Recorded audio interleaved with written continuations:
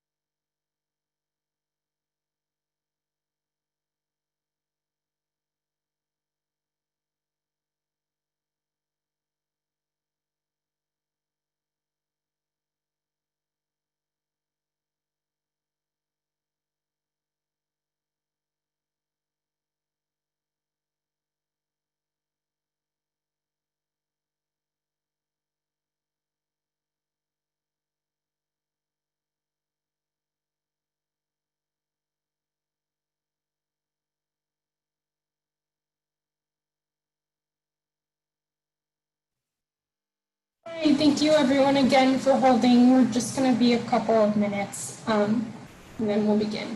Thank you again.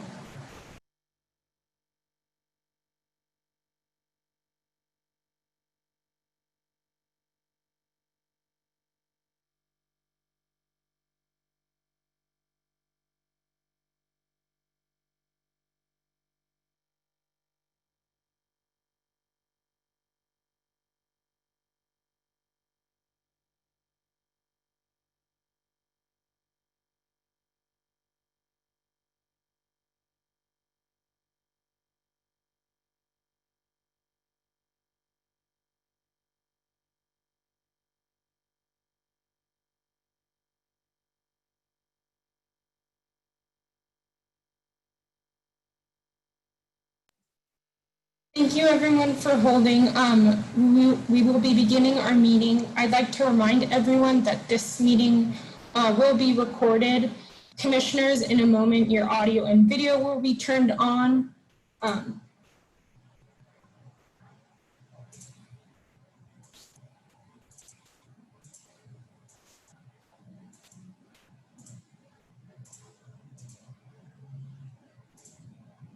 Great. Commissioners, you now have the ability to turn on your audio and video.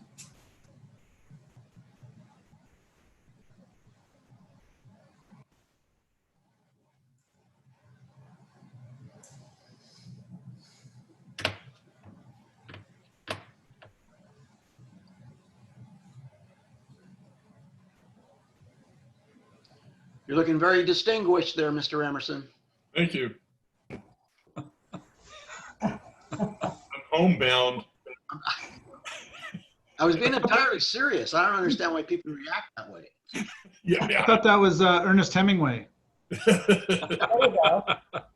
It's more like Willie Nelson. Yeah. Hi, everybody. Ah, what a beautiful color. Dion. Everybody. Really Oh, yeah, right. Yeah, it's nice. Yeah. Well, this is I'm actually at my office, believe it or not.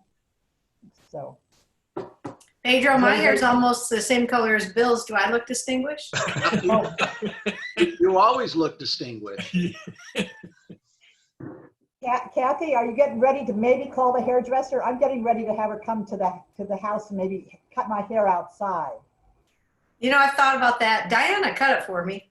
She didn't do a bad job. That's But nice. I've been curious for years what it would look like if I just let it go. So I figured it's time to give it a shot. Yeah, so am I. Yeah. So, but but the agreement is if I don't like it, I'm coloring it again. Same here. I'm with you. Yeah. Anyway, this is too much news for the public. Yeah. It's the unknown COVID stories. Exactly. And Mr. Chairman, whenever you wish to begin, I think we can. I believe we have all 8 public members of the commission, and Senator Roth has joined us as well. So Wonderful, thank you. Then we should probably get going. Good afternoon. My name is Pedro Nava, Chairman of the Little Hoover Commission. I want to thank you all for joining us today. I want to introduce the other commissioners who are here with us on Zoom. We have Vice Chair Sean, Commissioners Dion Ehrener, David Beyer, Cynthia Buisa, Bill Emerson, Kathy Schramberger, and Janet Sidley. We're also joined by Senator Richard Roth, one of our legislative members. Also with us today are the commission staff. Executive Director Ethan Rarick, Deputy Executive Director Tamar Foster, Project Managers Crystal Beckham and Tristan Stein, and Analysts Sherry McAllister, Ashley Hurley, and Rachel Medioli. Let's do some housekeeping before we turn to the subject at hand. The commissioner's audio and video will be turned on throughout the duration of the hearing. Commissioners, you may mute yourself if you wish. Remember to unmute yourself if you want to make a comment or ask a question during the hearing. The video and audio of our hearing witnesses will be turned on when it is their turn to speak. Members of the public will be muted during the hearing. As is standard for the commission, we will have a public comment session at the end. Those who wish to make a comment will be unmuted during the public comment session. If you'd like to make a public comment, please use the raise hand feature in Zoom by clicking on the hand icon to join the public comment queue. Now, there are those who have joined by phone. You may send an email to littlehoover at, right there on the screen, lhc.ca.gov, letting us know that you want to address the commission. You must provide your phone number from which you have joined the meeting so our staff knows who to unmute. Staff will be monitoring raised hands and emails during the requesting comment throughout the duration of the hearing. As is usual at commission hearings, public comment is limited to 3 minutes per speaker. We are recording today's hearing, and after the meeting, staff will place a permanent link to the recording on our website and upload it to our YouTube channel. And now to the substance of today's hearing. This is the last in a series of 3 commission hearings on the general long-term economic impact of the COVID-19 pandemic and on potential responses from policy makers of the state. First 2 hearings, we heard from witnesses who described the devastating economic impact of the pandemic thus far and the disproportionate impact on certain communities, including people of color, the poor, and others. We also learned that the impacts on children and young people may reverberate for decades to come.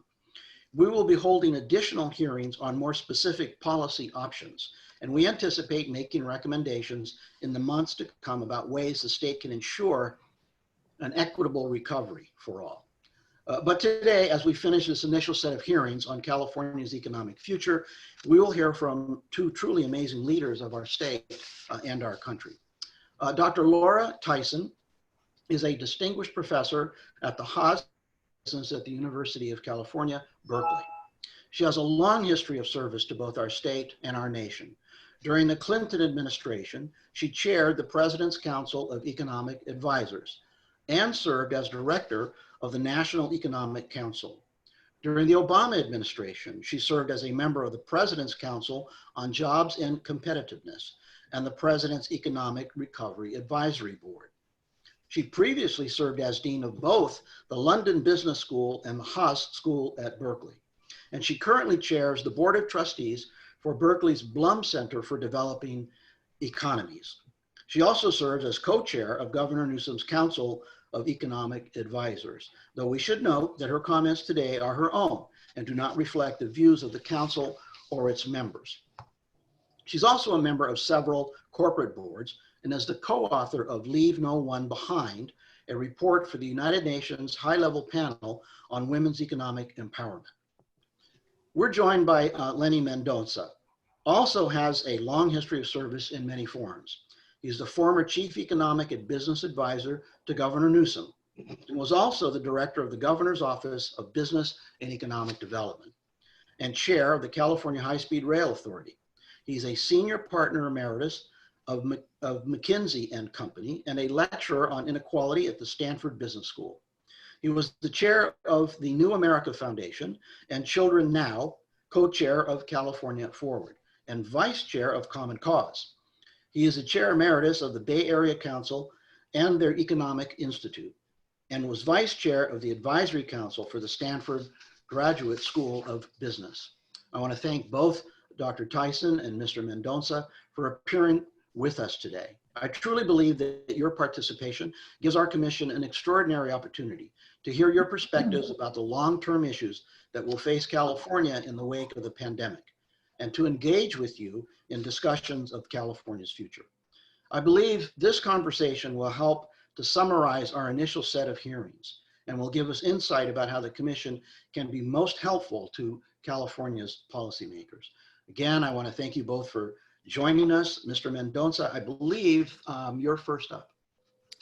Yes, thank you, Chairman Nava. Can you hear me? I can hear you perfectly.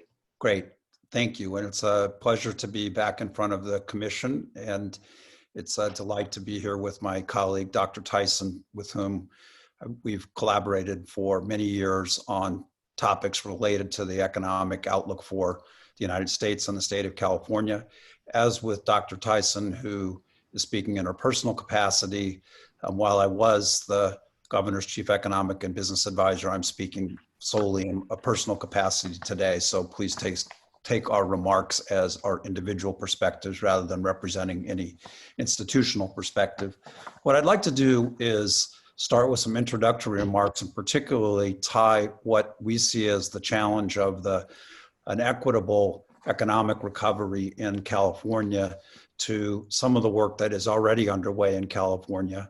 I want to start with recognition that we are obviously in a massive economic downturn, that we are not only in an environment where we have 42 million Americans and growing who are unemployed, largest since the Great Depression, and as you said in the introductory remarks, Chairman Nava, that's disproportionately affecting those of color with lower education levels and lower incomes. We do have a challenge, the dual challenge of trying to think about an economic recovery at the same time that we're thinking about a public health crisis. We're not going to spend a lot of time today talking about that public health crisis in the near term, nor talking about the stimulus packages that are underway in conversation in Washington, D.C. right now, except to say that economic recovery is dependent upon both a flattening of the curve and a development of treatment and vaccines that enable the public health crisis to recede. But in addition, that we do have federal government support in the near term to make sure that we can get to that economic recovery. We are in the midst of a challenge that is a four-faced quadruple crisis: a public health crisis, a deep economic recession, deep-rooted and mounting inequality, and shall we say it, at a minimum, challenged executive leadership in Washington, D.C., and clearly at a minimum, one that's often misaligned with California priorities. So we're going to focus on what the longer-term economic issues are. I do want to say that it is important that Congress pass its second economic recovery package, and in particular, as Laura and I have written about in a last piece out on July 1st in Project Syndicate, which will make sure the Commission has, that it is important that that package continue the recovery that is on the economic recovery stimulus package that includes extension of unemployment benefits, support for small businesses, and support for states and localities who are bearing the brunt of this. Without substantial federal aid in the near term, California will be even more challenged to recover for the longer term. What I want to talk about briefly is to make sure, and I know that the Commission has explored some of these issues, but that it would encourage you continue to engage on the work. Excuse the dogs in the background. I'm calling from my house in Half Moon Bay. We continue to engage in work that's being done on the Governor Newsom's Future of Work Commission. Not quite a year ago, I remember the date of its start very clearly because it was also the date of the birth of my first granddaughter, and I had to miss the first commission meeting. But he established the first meeting of a Future of Work Commission with a group of luminaries from business, labor, investors, technology, post-secondary education, as well as a member of the Senate, State Senate, and State Assembly to help create a vision for the future of work and jobs in California and chart a path to get there.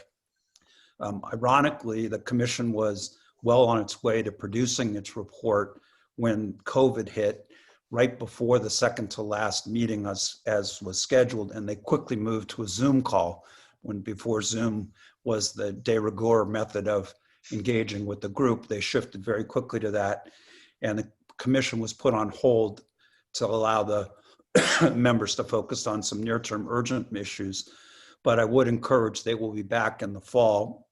And as the New York Times said, there's already a sense that the Golden State, through this work, is helping create an inflection point that will be at the same significance to the state as was World War II.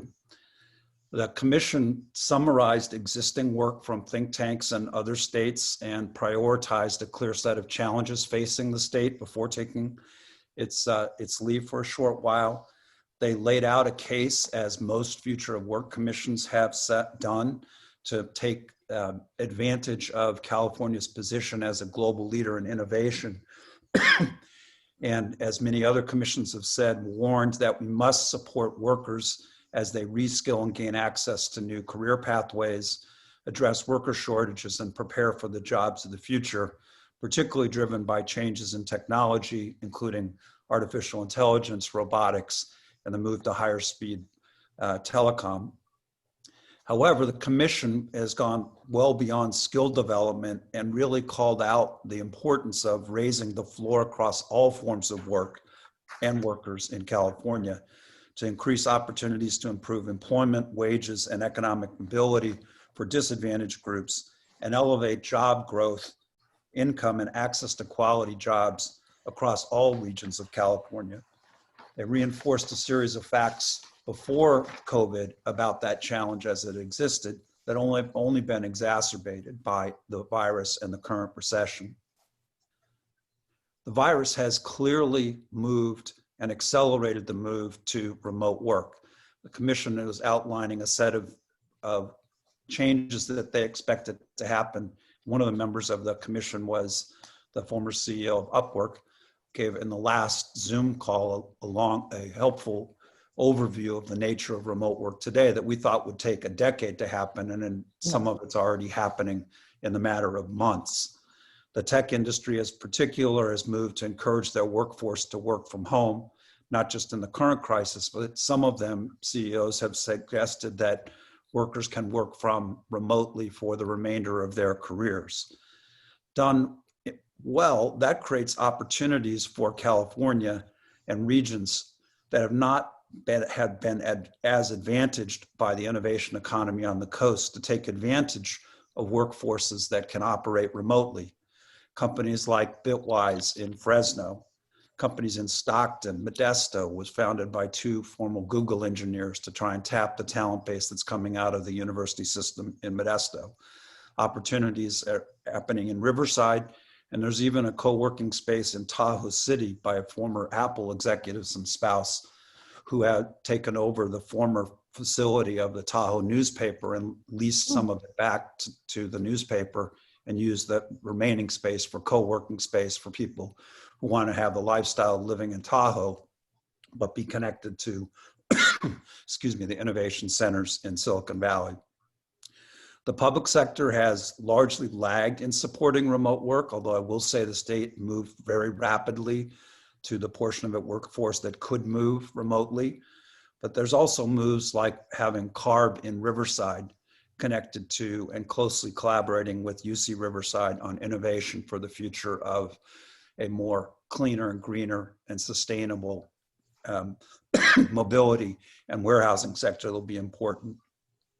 There's also opportunities that have been driven through some of the work done in Fresno in its DRIVE program, which was developing a regional, inclusive and vibrant economy, including building a precision agricultural-based food innovation corridor between Fresno and Merced, linking Fresno State and UC Merced that hold promise to help create job opportunities and move innovation across the state, particularly in the center part of the state and the Inland Empire, where much of the growth is coming from, population growth. Excuse me. But the larger challenge for California and the country isn't remote work, although it is important to recognize that we will likely be in this for a while and that we ensure that those who can work remotely do and do effectively, but that really is about helping create quality jobs that can create a sustainable family standard of living. The commission called for the state to establish a job quality index for the state of California and to grow the share of quality jobs, including establishing a bold target that within a decade, 80% of workers would be in quality jobs with very detailed measurement and disaggregation of what that means. The goal is going to be particularly challenging for in-person service jobs, many of them today defined as essential workers, from food service, retail distribution, and importantly, health and the care provision more broadly. The state can and should take the lead in measuring and establishing definitions of quality jobs, can also ensure that the state contracts and grants go to companies providing those quality jobs, those that have appropriately regionally adjusted wage levels, benefits, investment in training and career paths, as well as a workforce and targets for ensuring that the workforce reflects the diversity of their region. However, the depth of the current recession and real progress on quality job growth is going to require federal support as well. This obviously can't be done by the state alone. Rebuilding worker power and voice also needs to be part of that conversation. Talk more about that if you'd like. And other challenges ensure that work that is being done pays appropriately for someone to be able to afford the cost of living in California. California's taken major steps forward with an automatically adjusted minimum wage, as well as a earned income tax credit, but even more work could be done, and it's particularly an important opportunity to match that with federal support, as well as ensuring that those who are eligible for other benefits, state and federal, receive them and sign up for them, perhaps even automatically when they receive the earned income tax credit. So even before the current crisis, even in a state as rich as California, many workers and families struggled to make ends meet. As we rethink the future of work coming out of this crisis, and with the potential opportunity to collaborate with our partners in Washington, D.C., we really hope the state will act boldly to rebuild an economy that is much more inclusive, as well as vibrant, and works for quality jobs for a much larger portion of the population. And with that, let me stop and turn it over to Dr. Tyson. Well, thank you, Lenny. Lenny has summarized the work that we've been doing together, thinking through the future of work before the Great Recession. And we are continuing. Well, let me put in context the fact that the council, the Governor's Council of Economic Advisors, Lenny helped create, and it was in fact charged with looking at the longer term issues. At the time it was established pre-COVID, and it was established to actually bring together economists to look at the kinds of issues that Lenny has laid out as being they were the significant agenda for the state before the COVID crisis. And I just want to underscore that. So we have ended up, of course, as a council for the governor, of having to kind of respond to issues that are immediate. But our real agenda is this long-term agenda. One area of significant focus is indeed worker education, worker transition, the creation of good jobs. You know, there's an irony to the current situation, a tragic irony. We have too few bad jobs right now. Okay, a number of people who have lost their jobs have lost bad jobs. These were low-wage workers. They were in low-skill positions. They had low levels of education. They had no career path ahead of them.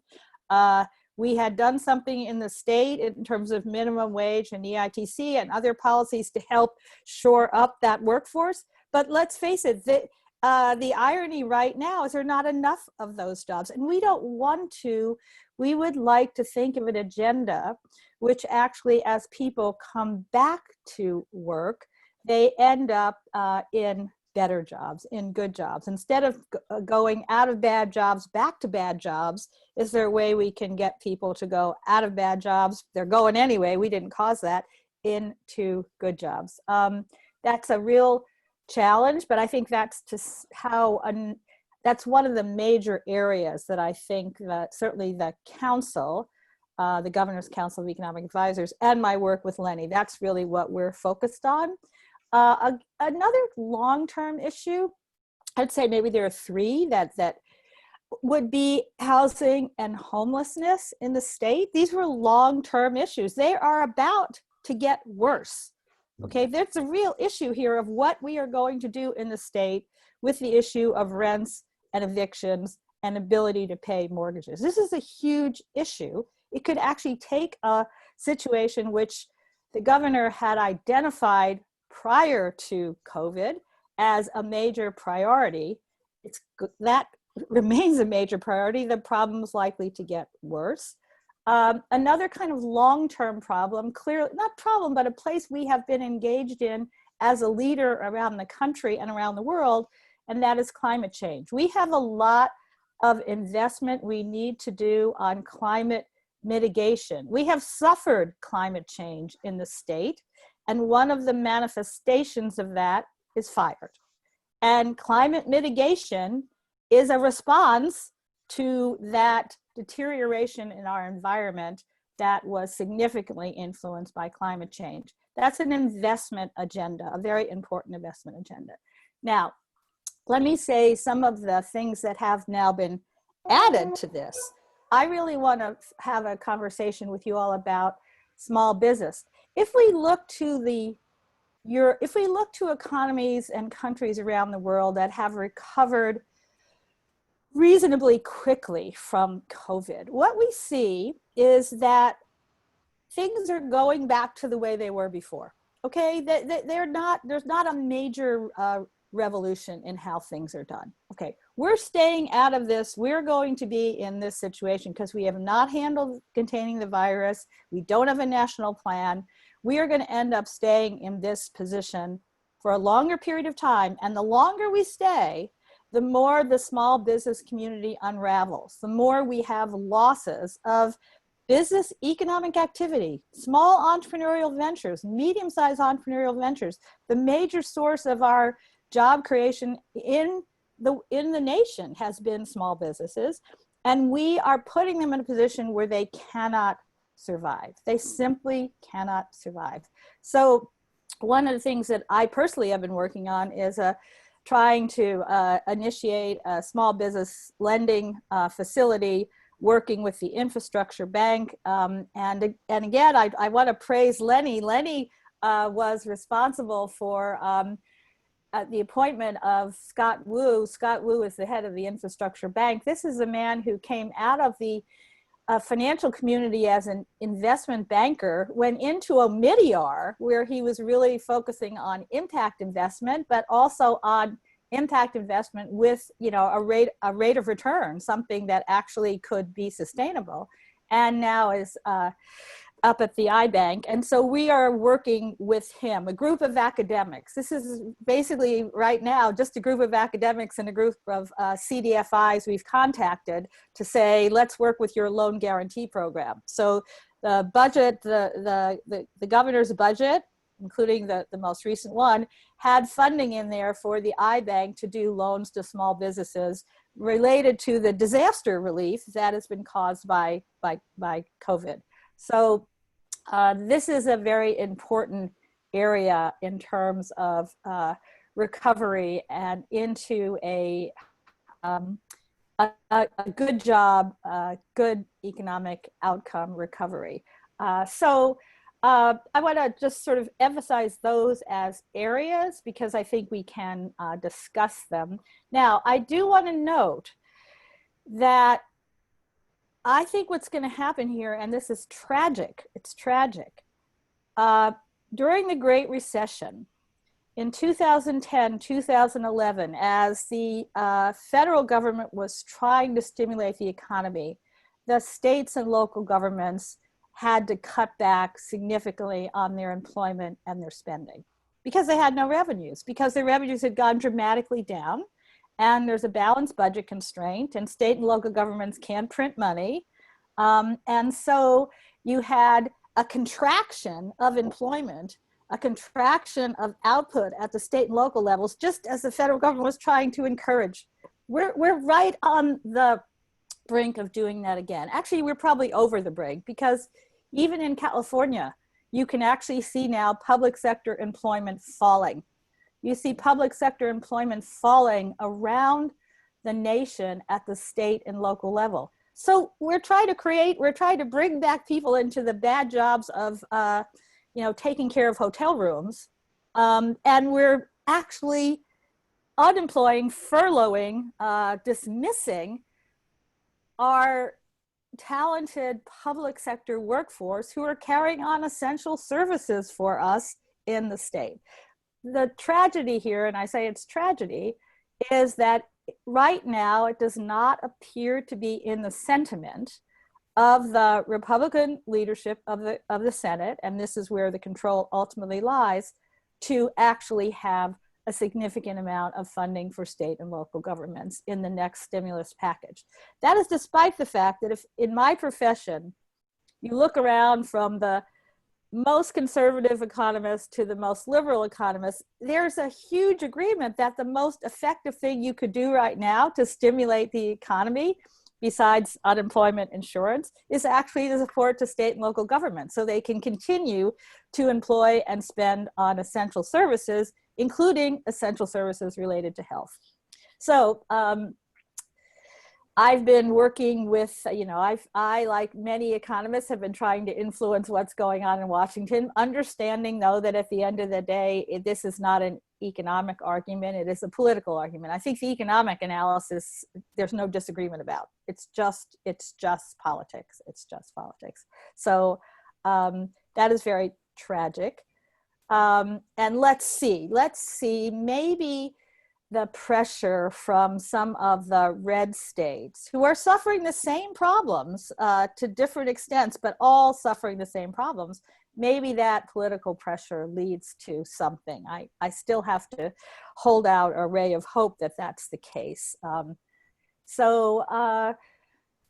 I think maybe I'll stop there. That lays out some of the issues, and I really wanted to engage in dialogue. I will say that I have written a couple pieces, including my most recent piece with Lenny, where we basically say, look, if you think about what the federal government should be doing right now, it really is to extend unemployment compensation. We can talk about, should there be some changes in the terms? Maybe the $600 a week should be scaled down a bit over time, closer to the replacement rate of the wages that workers had. But you start with the necessity of unemployment insurance to stimulate demand, to help livelihoods, to have people continue to be able to spend. If you can't spend, the economy will actually sink further into a recession. It won't come out of a recession, it'll sink further. So unemployment insurance is critical, and we can talk about that in the state. A second area is the small business lending capabilities, which I mentioned and I'm very involved in right now. And then the last thing is state and local government support. So if you had to put together the three pieces of the most important things to do at the level of the HEROES Act or the next stimulus package, those would be the three. I'd be interested in whether you all agree with that, or you think there are other things that the federal government might do to help the state. I mean, that assuming the federal government is interested in helping the state. I recently was looking at Biden's, some of his campaign agenda and some of his, first 100-day agenda. And he is very interested in trying to build economic development capacities in states through, say, beefing up and extending the number of manufacturing extension services, things like that. So there would be, I think we would have a different kind of partner if we have Biden administration in terms of the willingness of the federal government to engage with the states in interesting ways. So why don't I stop there as an introduction to what we're thinking about as the council. I want, again, to recognize the council would not exist except for Lenny's belief, and I'm honored by the belief, that academic economists have something to add to policy debates and policy development. And he perhaps knows that because he's teaching himself and because he and I have worked together on many things over many years. So let me stop there. I want to thank you both. I'm looking at, part of my job here is sort of the train conductor, and I'm looking for people who are unmuted. Mr. Byers is unmuted, raise his hand, and then Commissioner Aroner. So Mr. Byers, and then Buiza. Well, thank you very much, Dr. Tyson, and to Lenny. Compelling testimony, very much appreciated. I think, as you noted, we face three different crises. Yes. Pandemic that's the worst in 100 years, economic situation as bad as potentially the Depression, plus we're now unmasking the racial and income inequality that's existed for decades that's now come to the fore. Mm-hmm. And to paraphrase the book by Dr. Deaton and Dr. Case, who wrote about the deaths of despair. We're sort of in the midst of deaths of despair and neglect. And so my questions are twofold. They relate to public-private partnerships. And essentially, the two questions are, how can we leverage money from the private sector into doing the programs the state government does not have the resources to do? So the GDP of California is 3.2 trillion. That's actually the market cap of Apple, Facebook, and Google. I know they're different concepts, but it gives you an order of magnitude of how much money they have. Right. So how can we use the wherewithal of the private sector to engage in a genuine partnership, not just on worker training, which you all have spoken about, but on creating things like what Professor Tyson talked about, a gigantically bigger small business program, $100 million, which I think is a great start. Right. Small compared to the 3.9 million small businesses employing 7 million people in California.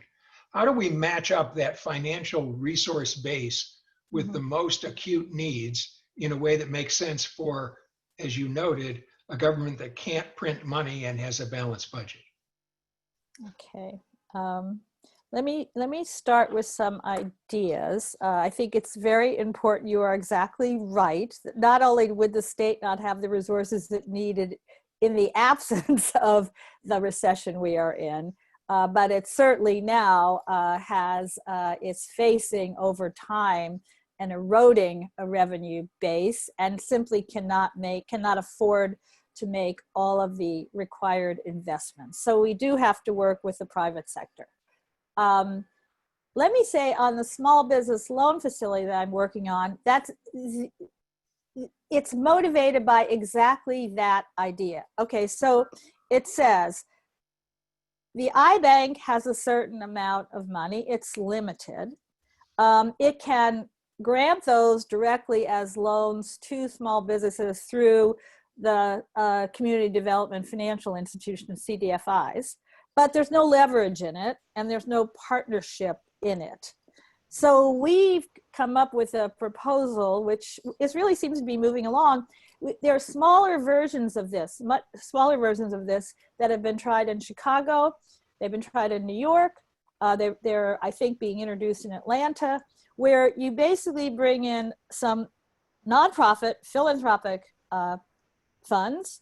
You bring in some impact investors, people who are looking for a way to invest in the small businesses in their community or their state, but it's how to do that. You can't, do you go directly to them to the door and say, here's a loan? No, you have to find a modality for doing that. So the public funds can be used as a kind of loss coverage because truthfully, these kinds of loans have fairly high risk associated with them. And if you want to, if you as the philanthropy or the private investor, you want some support for potential loss coverage, but also you need the state because otherwise the cost of these loans might continue to make them out of reach to the firms that most need them. So this is a proposal actually completely based on partnerships with the private sector. We would need some lead banks, and we're talking to some lead banks about doing this. And there's interest. I have to say that basically this was an idea that was brought to us. Us being a group of academics, it was brought to us by the city governments of Oakland and Berkeley, but then they had talked to some of their banking institutions, their CDFI, some of the impact investors in their community. You know, Berkeley set up a fund and individuals were making contributions to that fund for a while. That was the only way to think about how you could maybe support small businesses in Berkeley besides continuing to purchase from them when you could. So very, very important to have these partnerships. And as I said, there's versions of this that we've learned from. Ours is our own model, unique to California, and to the fact that we have this powerful institution, the infrastructure bank, which can be utilized in this way. So that's number one. On the issue of partnerships in training, I personally think the most important thing that the firms can do is actually to help design and participate in credential programs, training programs for the jobs they see are going to be either coming back or new jobs developing. We can take as an example here the whole logistics transportation sector in California, because I don't think that the consumers are going to, when they feel safe to go out again, that they're going to all of a sudden stop using the delivery systems to get what they need. I actually think people will have made some permanent adjustment in that. And so there are all sorts of issues of logistics here. And I think you could say, let's have some of the companies sort of think about helping to support some of the training of workers to get those credentials to then become their employees. You could imagine that also with apprenticeships in general. So, you know, I've spent time looking at the apprenticeship programs in Germany, and I want to say that a key reason they work is because it's employers associations or employers in a particular place who help design the curriculum and who take the students, the apprenticeships, into their workplace and give them a salary. It's not a high salary, but it's a salary to prepare for a job in that place. And I think that that is something we should reach out to big and small employers in California and see if we can work with them. Lenny mentioned an organization called Bitwise. This is where the other part of the partnership comes in, because it doesn't, oftentimes a mover here is a firm that actually is in the nonprofit sector that is thinking about ways to train workers for the profit sector and then actually links to the profit sector. So the thing about Bitwise is it's found a way to train workers and get them involved in projects and in jobs in firms, in the bigger digital service firms, the Googles of the world. So that started, it didn't start with the firm, it started with the nonprofit. The nonprofit went to the firm and said, we have some workers, we're training these workers, they're perfectly skilled to do what you need to do, give them a project. And we do have some examples of that now. So I think there is an important role for nonprofits, activist organizations, community-based organizations to work with the employers in a place to try to link workers in that place to job opportunities in that place. And I want to emphasize place here because the issue of what is needed in a particular location in terms of potential employment opportunities varies from place to place. California is a very big state. It's got a lot of regional differences. So let me stop there. I'm optimistic that certainly on the basis of the small business loan experience I've had, but I actually think we should be doing as much as possible. Lenny mentioned a number of them, of working with these nonprofit organizations or local organizations, maybe they're social impact organizations, to link to the for-profit employers. So Lenny, you might want to say something. You gave a good list of some of the ones we have. I agree with everything that Laura said, and would extend that we're not going to get the kind of quality jobs recovery we want without public-private partnerships. There's just not the resource. We're also not going to get it without a federal partner who's on our side and trying to enable that to occur. Three things that I would add that are not likely to be very near term, but could be something in a new administration in Washington, D.C. that could be on the agenda. One is extending what Laura said to adult learning much more broadly. Right at the time that we're likely demographically to have a decline and over the next decade in the college going age population, we're going to have an enormous need for retraining and reskilling that is going to have to be done if it's going to be effective, in partnership with the private sector to ensure that the skills are aligned with the necessary needs. There's some of that that's happening across the state today in pockets, but it needs to be dramatically scaled, and we need to ensure that we have the kind of institutional support. Calbright's a start at that, but much more broadly in our public education system in the state of California. The extension schools at the UC system are part of that ecosystem as well. The second one is a reinvestment in the innovation ecosystem, including basic research. Any substantial federal investment on that behalf would disproportionately advantage California, given the scale of what we do in both our public research institutions, federal labs, private labs, et cetera. We're obviously seeing that right now in the urgency of scaling response to the virus and the life sciences industry that is in California. But there is an important opportunity across the entire innovation ecosystem in everything from food systems to the future of space and satellite industry to have public-private partnerships.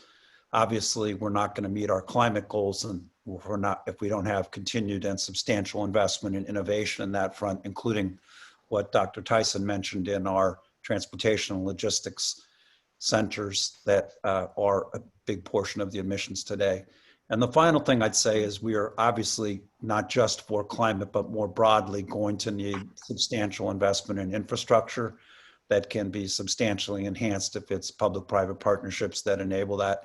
Everything from water to transportation to our post-secondary institutions need substantial reinvestment as part of a recovery program, can be high-quality jobs, can also be something, if we're thoughtful about it as we're addressing the climate challenge, can be something that enables us to both build back better in terms of high-quality jobs, but be prepared for the inevitable response that we're going to need to do to climate change. So let me stop at that. Commissioner Aaroner. Yes, thank you so much. This has really been interesting. I want to thank both of you for your presentations. So I want to get back to this issue of bad jobs, right? I have to tell you that that term bothers me a little bit, Dr. Tyson. Not that the question is, it's not that the jobs are bad, it's that their financing of them is bad, right? It's that their pay is bad, their wages are bad. And this happens to deal with the inequities that we have in our economic system these days, where low wage, the differential is so unbelievable, right? Regarding high paid jobs and low paid jobs. And so I can't imagine that everybody still wants to go out for dinner. Everybody's, we still have people that need to go to a hospital. We still have, everybody wants to travel. Everybody's dying to get back out on the road, as we all know, including myself, and going to a hotel. So those jobs they're going to come back. Whether or not they come back quickly is a whole other issue. I get that, but they're going to come back. And the question is what do we do about the inequities in regards to their wages and their benefits? That kind of thing, and how do we have a conversation with the business community about that? Okay. That's my first question. Let me just give both of them, and then both of you can respond. The other issue that's something that I've been working on for 40 years is all around early childhood development, meaning child care, right? I don't see a path back for those workers if we don't do something about ensuring that there's going to be child care for their children. People are, as we know, and particularly with the schools are not going to reopen in a few weeks, right? It's going to be all online, whatever that means. It means very different things in different communities. Yep. The investment that we've made significant investments in California over the years, right? And particularly in the last 3 to 4 years. And we saved it this year in the budget, right? Because the governor actually was proposing a cut, but we saved it. But if this country doesn't do something, right, and there are bills in front of Congress around this, but I don't see how people, particularly women, right, we're talking about women for the most part, how they return to work if we don't have a substantial increase in child care available. Okay. So let me start with, I'm going to just start with the bad jobs. So bad jobs has become a term. So a few years ago, the OECD started to look at the characteristics of jobs in the advanced industrial countries. and they defined a concept of a good job versus a bad job. So it's become a kind of shorthand among economists. And the bad job is exactly as you said. It's the wage, it's the benefits, it's the training opportunities, it's the career trajectory.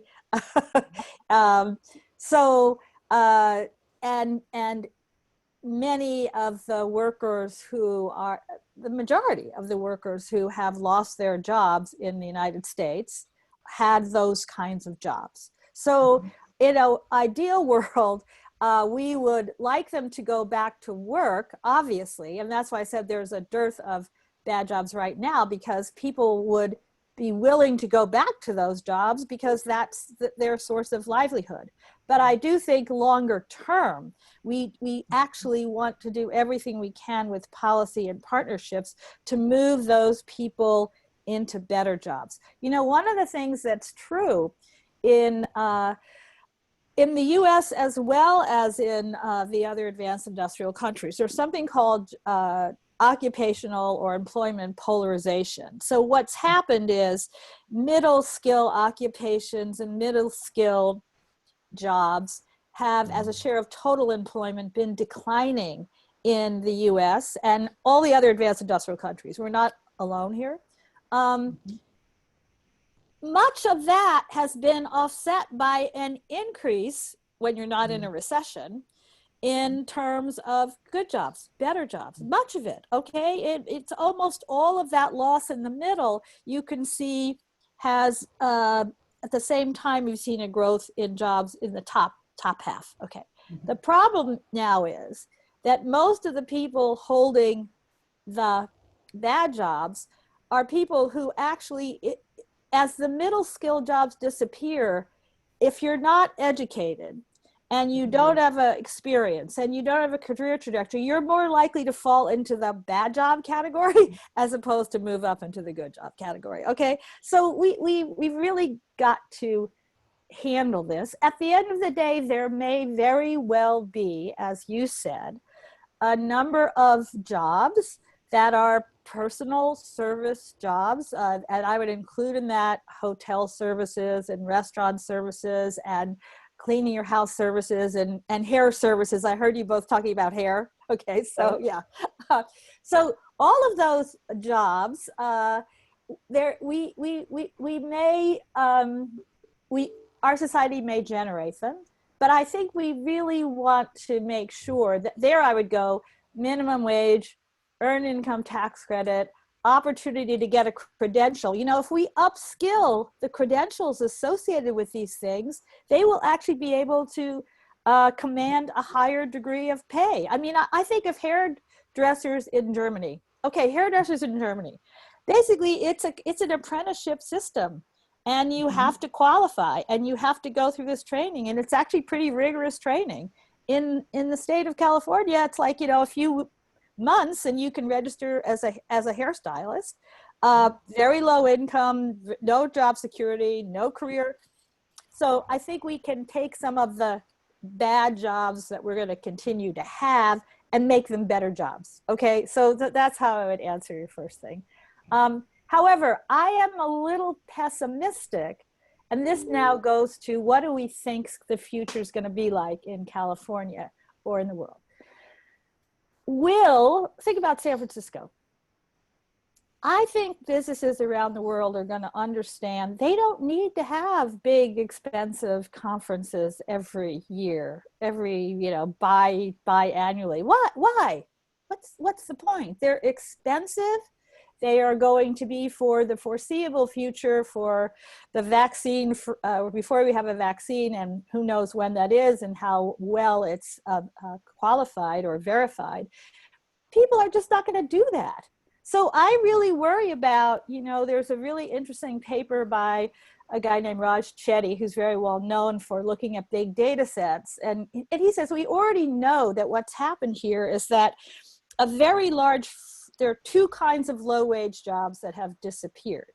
One is low-wage workers working in high-end neighborhoods. And it's not just a residential neighborhood, it's Madison Avenue, it's Fifth Avenue, it's it's in San Francisco around the center around Union Square. Those may not come back to the same extent ever. What people may say, I just don't need to do that. I don't need. So we have a tourism, transportation, business conference, sort of part of our economy, which I think we have to imagine for the foreseeable future. And I would say that is a couple of years, just doesn't come back. So those jobs don't go back there. And that's why what Lenny was talking about, could you think about ways to say, what can we do for job development in Stockton? What can we do for job development in Modesto, where we can use this distance type job to get more people employed? That may be more promising. So on the care economy, I couldn't agree more.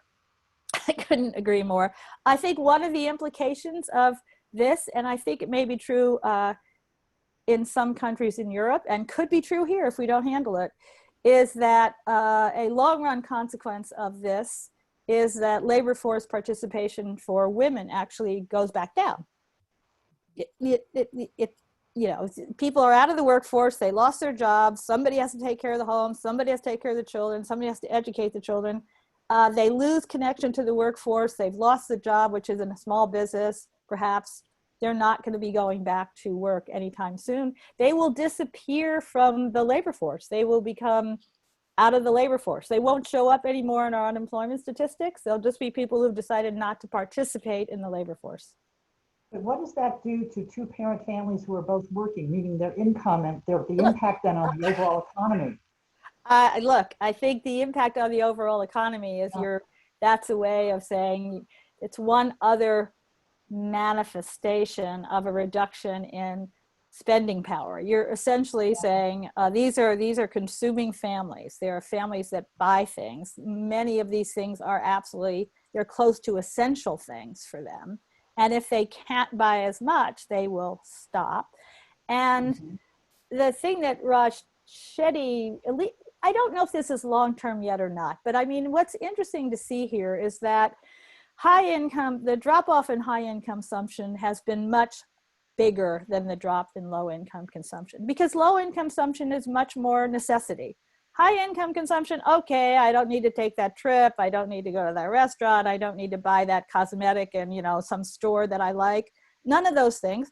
So the question is, will that come back in the same way? I don't think we know the answer to that. Maybe it's more digitized. Maybe people just get used to getting all of the things, so much of what they want through digital means. So trainers, I know so many people who are doing training digitally now. So will they ever go back to that gym? Why go back to the gym, right? I jazzercise on Zoom every morning. So look, I think care is critically important. It is a critical gap in our social welfare system at the national level. In the advanced industrial countries where things seem to be working very well, care is absolutely part of what any family can expect to realize. So this is a huge issue. It is expensive. And as a consequence of that, in the struggle over what to spend federal dollars on, or what to spend state dollars on, it oftentimes doesn't get to the top three priorities. Okay, so and Lenny, I would be interested, when you were in government, what was the attitude about, because this existed before, this problem of care existed before. One suggestion has been to try to put a market value on care, and then to give an earned income tax credit to people providing care, even if they're not getting a paid wage. They should be, but they're not. Here's the value of their contribution. Let's give them a tax credit. So I know that has been discussed, but I'd be curious, Lenny, whether in the discussions of care at the state level, what was the thinking on that? I am a big fan of expanding the EITC to care jobs, whether they're compensated or not. They are really providing enormous value to the economy. It's just not measured in the way we measure the transactions of the GDP. What I would say at the state level, there were two things that would highlight. One is that, as you said, those are really expensive things to do. And a lot of the lead for that is going to have to start with the federal government, just because of that's where a large portion of the healthcare and expenses are delivered through state and local activity, but at the federal government. But that there was definitely interest in trying to think about what's the future of the care economy even before COVID hit. It was one of the areas that we were highly confident that the Future of Work Commission was going to put a major effort on coming out of it. It was co-chaired by Mary Kay Henry of the SEIU and James McPeak of the McKinsey Global Institute. And you can't really have a conversation about the future of California's workforce without having this conversation around how do we actually deliver a care economy that works. That was even before COVID, right? And the demography of the state. The last thing I'd say on all of these fronts, I do think the state and certainly the federal government as well has a role as a purchaser of talent. So the state has set standards for things in the climate realm around what it will purchase and not, and what the requirements and expectations are of any contracting. It has done that obviously for small business set-asides, for the demography of contractors, but it certainly could be done on quality jobs as well. And we were attempting to do some of that when I was involved in the grant programs that are in Cal Competes, California Film Commission, et cetera. But more broadly, thinking about a standardized definition around what are the expectations for government money that goes out either as grants or as contracts, to ensure that in addition to meeting all of the expectations for fair employment, they're actually delivering quality jobs. We were using the quality jobs term to be less black and white, but more having a path towards quality. I think there's a lot of room for leadership on that front. It's actually not an easy thing to do, to define that and measure it very precisely. So there does need to be work done, but it's not an undoable task, and something that I think the state should take on. You could, yeah, the quality job, Brookings has a really interesting new recent study, and they were not using the term bad jobs, they were just using low wage jobs. And they actually found that in the United States, this is really important, pre-COVID, 44% of the jobs were low wage jobs. And what they meant by that is median wage or below, okay? And also they said jobs that did not have any health coverage. So they took the quality job and they said, we're going to measure it in two ways. As you said, Lenny, there are lots of ways you could measure it. Clearly, the wage is very important here, but it may not be the only thing. So basically, that was the notion of access to health insurance was maybe the most important fundamental other characteristic of a good job or of a quality job. So I think in care also, I would say again, so Lenny and I completely agree on let's think about the earned income tax credit and make sure it's extended to people doing real services, really important services, essential services when they're not compensated by the market economy. The other thing is whether you could create, and I think maybe SEIU can do this, or maybe they are doing it. There are some training, upskilling jobs you can do in the care sector. Switzerland has a really interesting system where they actually look at child care facilities and they rank them, they grade them on a number of characteristics of the child care facility. And that pushes a kind of upskilling of the whole thing. It's sort of saying, in order to say you are providing childcare in this facility, these are the things you must do. And that includes the training for the workers who are going to be providing the childcare. So I just want to say, I think there are things one could do there as well. Yep. Good, thank you. Let's, I've got Commissioner Buisa, Commissioner Schwamberger, and then Commissioner Byer has unmuted. But for now, it's Buisa, please. Thank you, Commissioner Nava, and good afternoon, Dr. Tyson and Rosca.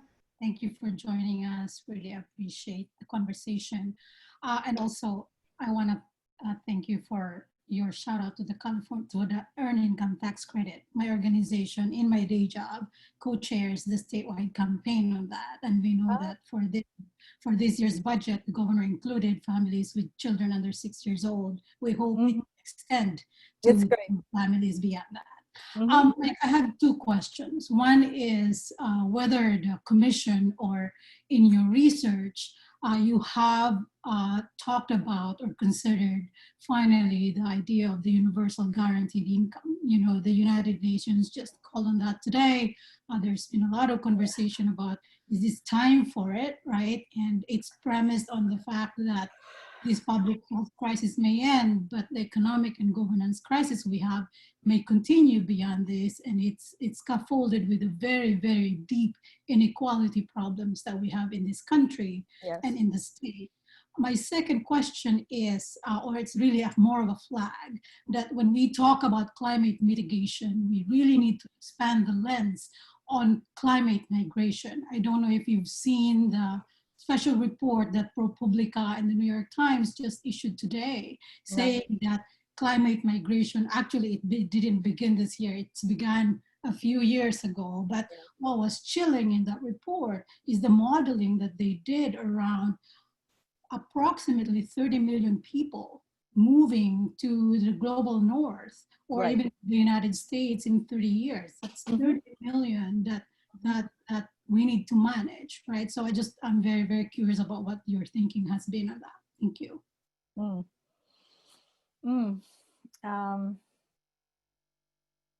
So just remind me, you've got me so taken on the second question. Just give what's the first thing you asked, and then I'll just do it in order. But what was the first one? The universal guaranteed income. Okay, right. Okay. So Lenny and I have written about this. Here's my concern. So I want to say, I believe that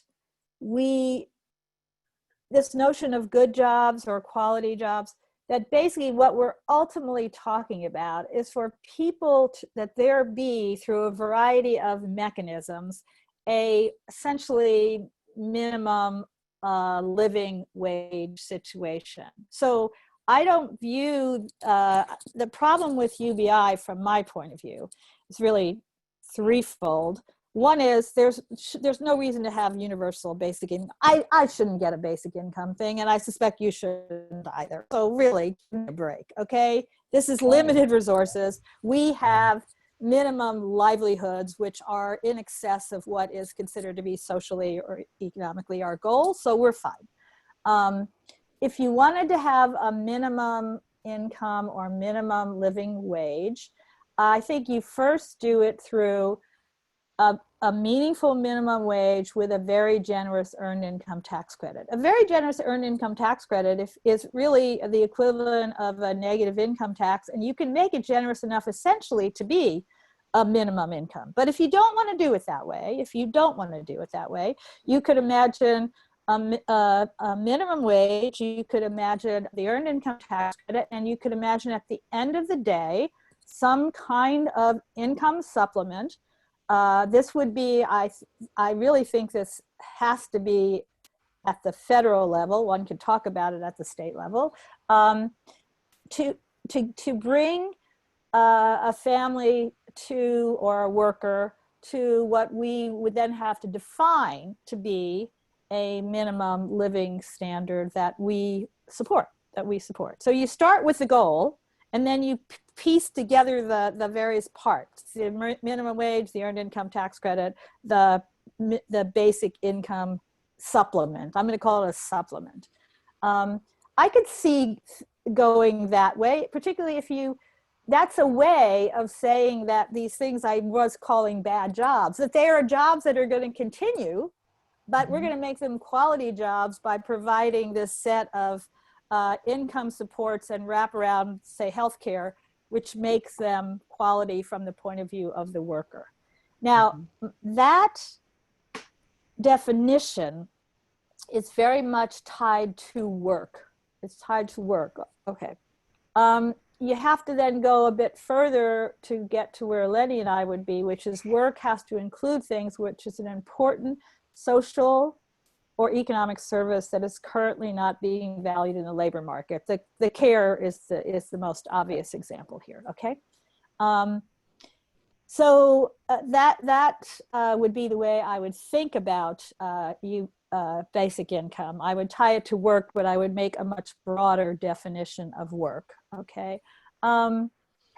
Those who have reservations about UBI would say, and this was certainly part of Lenny and my, is that a number of people behind it are really interested in reducing government programs in things like, so they would say, instead of helping someone at a low income level with a housing subsidy, or helping them with an education subsidy, or helping them with a health subsidy, no, we just give them money and they'll figure it out. They'll go to the private sector, because the public sector won't be able to afford these things anymore. They'll go to the private sector and the private sector will provide the service. I think I don't feel comfortable with that. I personally don't feel comfortable with that. I think of the extent to which when we provide education subsidies to families frequently, I'll just use, all of the for-profit colleges where a huge amount of government subsidies went on education, which was not providing any service. So that would be my notion about UBI, is that we got to be careful that it's not being put on in order to take other things out that I think are very important. So I think that was my main reservation about UBI. And I know that Lenny had some. So Lenny, UBI. I'm not sure I have much to add to that. I am very much aligned with what Dr. Tyson said in terms of the aspiration of ensuring that everyone has the opportunity to have a quality job and that their standard of living with that job allows them to have what the California dream is. I think there are better ways to get there than UBI. We lay it out in things that we've written. I don't have much to add to it at that point. I do think that there has been a important movement in some of the original advocates who were believed it was a panacea, who come to more around the lines of a lot of what Laura said. In fact, if you look at Chris Hughes's book, who's one of the original advocates, in the end, he calls for a much more expansive EITC as a way to get there rather than UBI. Right. Yeah, he does. So the other issue you mentioned, the development challenge, look, it's absolutely huge. I happened to be, spent the fall last year in Germany, and from a European, we had someone with us who's actually a scholar on immigration in the United States. His name is Roberto Suro. He's at USC, very good guy. And he sort of talked about the fact that actually what we saw in some of the migratory flows in the last couple of years in the US were basically climate related, and they were climate related out of Central America because drought conditions and agricultural conditions meant that subsistence, livelihood, agriculture was no longer possible there. Simply not possible. The climate made it impossible. So people had to move. There have been proposals that have been floated by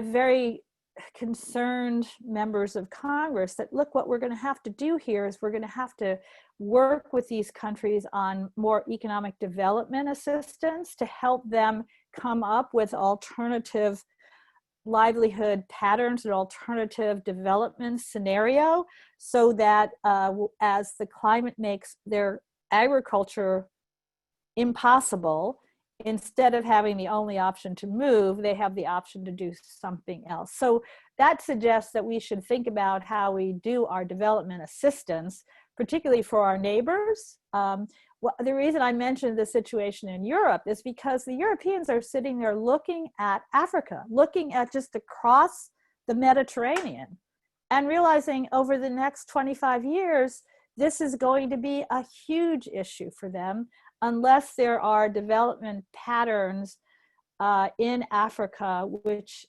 make livelihoods possible in Africa. Otherwise, there's no way to stop. I mean, the truth is there's no way to stop it, except to stop it by creating an alternative to migrating, which is to stay home and have livelihoods there. So it's a huge problem. I completely agree. I'm not sure that California can do anything about this problem. This is a federal, national problem. The manifestations of the problem show up in California in terms of migratory flows. And of course, one of the things we haven't discussed here is, in the CARES Act, and certainly anything that comes from HEROES, basically the Congress pretty much said, the benefits are not going to the immigrant community here. They're not part of this. Well, we have a very significant workforce, an immigrant community workforce in California. So I do think in thinking about the creation of these quality jobs or workforce transition or education, we really have to pay attention to programs that would really work effectively for those kinds of communities. Yeah. Mm-hmm. Commissioner Schronberger. Okay, so I was really interested in the conversation about jobs, comments both of you made. Larry, you talked about how we may see this acceleration of remote work, which could bring some opportunities, job opportunities into places other than on the coast, the Central Valley and other non-coastal areas. Mm-hmm. And then Dr. Tyson, you talked about the need to create these, quality jobs over time. So question for both of you is, it's one question, I guess, coming at it from two angles. And the question is, could the state have a role in this? And what could that role look like on two fronts? One, bringing some of those work from home jobs to places like the Central Valley and other non-coastal areas. And then two, could the state have a role in marketing or matching California workers to employers in other states who are seeing that they don't need their employees to move to Dallas, or Chicago or wherever. And I kind of had a thought, like, it could almost look like how we market California for tourism. Could we market California workers to employers, outside of California? So kind of two angles there. One, bringing those jobs to the non-coastal areas, and then two, marketing our workers to other states, but they never have to leave California, yet they get a higher quality job. Mm-hmm. Well, I'm going to start by, go ahead, Lenny. I'll start. There was, the answer is yes, I do think there's opportunities on that front. One of the efforts that's underway in the Newsom administration was something called Regions Rise Together, which was really to rethink the mental map of the state of California and put much more emphasis on the center part of the state and the Inland Empire as attractive opportunities. And as you suggested, I do think this is a phase shift in that opportunity to talk about that. Honestly, before COVID hit, if you'd had that conversation at the corporate headquarters of many of the largest tech companies in the state of California, they would have laughed at you and said, why would we go anyplace else? We want everybody in our headquarters. And now they realize that there's nobody coming into their headquarters and it's actually working just fine. And those people don't need to be sitting on Highway 101 for 2 hours to get to San Jose or San Francisco when they could work at home in Fresno or Riverside. And so, but it is going to take a mindset shift. And I do think the economic development dollars of the state would be better spent on trying to encourage employment of the talented workforce that's in the state rather than trying to incent people to move their headquarters to the state of California. Most other states' economic development activity is come to California and try and get our companies to move there. California's got a very different challenge, and I think it's both an opportunity regionally within the state for companies that are feeling like they can't get the quality and scale workforce that they need within their 90-minute, better yet 45-minute commute distance, to think more broadly within the state of California. And I also think it's an opportunity to market the incredible talent that's coming out, particularly out of our public university system in the state of California, where people who grew up in and want to stay in Merced or Riverside have that opportunity. So I do think those are both important opportunities for the state, because we have a natural talent advantage that we should be leveraging. Thank you. I completely agree. I've been in education and higher education in California all of my life. So obviously I think that we can claim, and I think around the world we are recognized as creating a talented workforce. And I think what Lenny mentioned is the expansion of the university community into Merced and the growth of campuses like Riverside really help here, because a lot of this is going to be place-based development. I think it's important to point out here that before COVID, we had a situation going on in the United States, in California, but throughout the nation, of divergence in the economic outlook of particular places. So it was the case during when the US economy was growing strongly without a major recession for that 30 years or so, maybe through about 1980, there was a convergence. If you kind of looked at economic indicators, you saw economic differences between rural and urban, between states, all of those things coming down. Since then, they've all gone up. And I think there is a lot of understanding now that we need to focus our development dollars on place-based solutions, so that essentially not bringing activity to the state of California, but thinking about, well, where are the pockets of excellence, the pockets of talents, the pockets of locational advantage where we could create jobs. So I would use the economic development dollars exactly as Lenny says. Let's focus on regions, let's focus on talent, let's focus on the needs of a place. What could be developed in Fresno? And I actually know I say Fresno because I know Lenny was very involved there. But this Bitwise organization grew up out of Fresno. So it was, okay, we can develop digital talent here and we can sell it. We can link it to the digital giants who produce in California who actually need this kind of talent. And so I'm very sympathetic to that as an approach. I think that's really important, really important. Mm-hmm. So just in terms of order, I see Commissioner Byer and I know Commissioner Sidley, but before I go to Commissioner Byer, I just want to raise a question about putting people who want to go to work and employers together so that they can figure out how to get them there. I am old enough to remember and was involved in the CETA program, Comprehensive Employment and Training Act. Right. And that was a big emphasis, and that, President Nixon never gets any credit for having implemented that. But we did that, I think, then. So what's different now? Because it seems to me that we have these conversations over and over and over again. And maybe this particular crisis, and as a former legislator, I think those of us that have been electeds, you don't want to waste a crisis. We have a crisis and there may be some opportunity here to do some good things with it. But we talked about those kinds of things with the CETA program. So did we not learn enough then?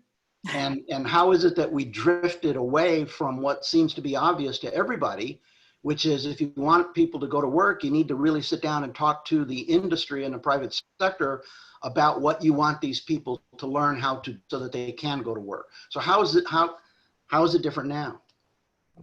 Mm-hmm. Well, I'll start. Part of it is different with what I would say I mentioned earlier, which is the long-term trend of two long-term trends.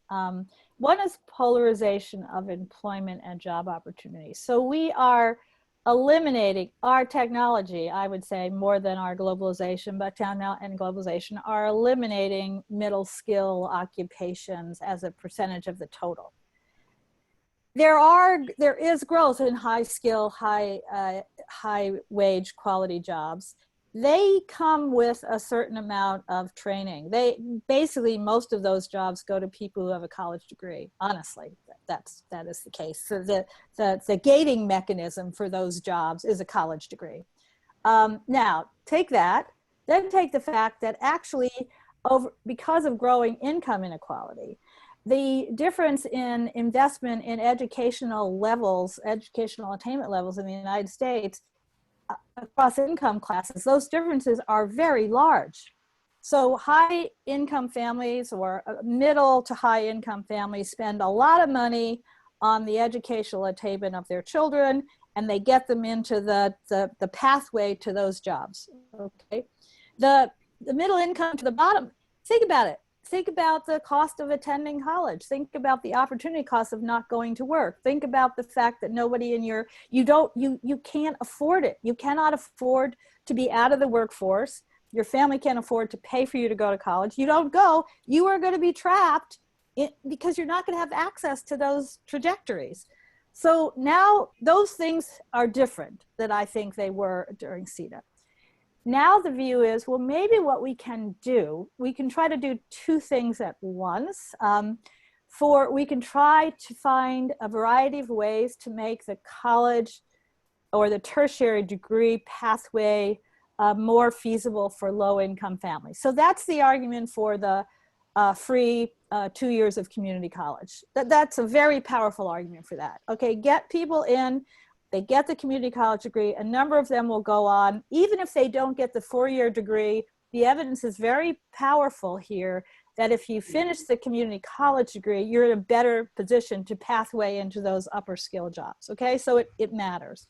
The second thing, though, that people are thinking about is, wait, maybe we don't need, even though someone with a tertiary degree or a community college degree has a better access route, there is evidence that well-designed technical training programs can actually get people into a career pathway for those jobs. So this is about credentials. This is about taking high school students, it's really basically a high school thing, and providing them with a pathway to some technical training and a career. That there's usually coaching that's involved with this, and there's usually the credential is designed by employers in the area.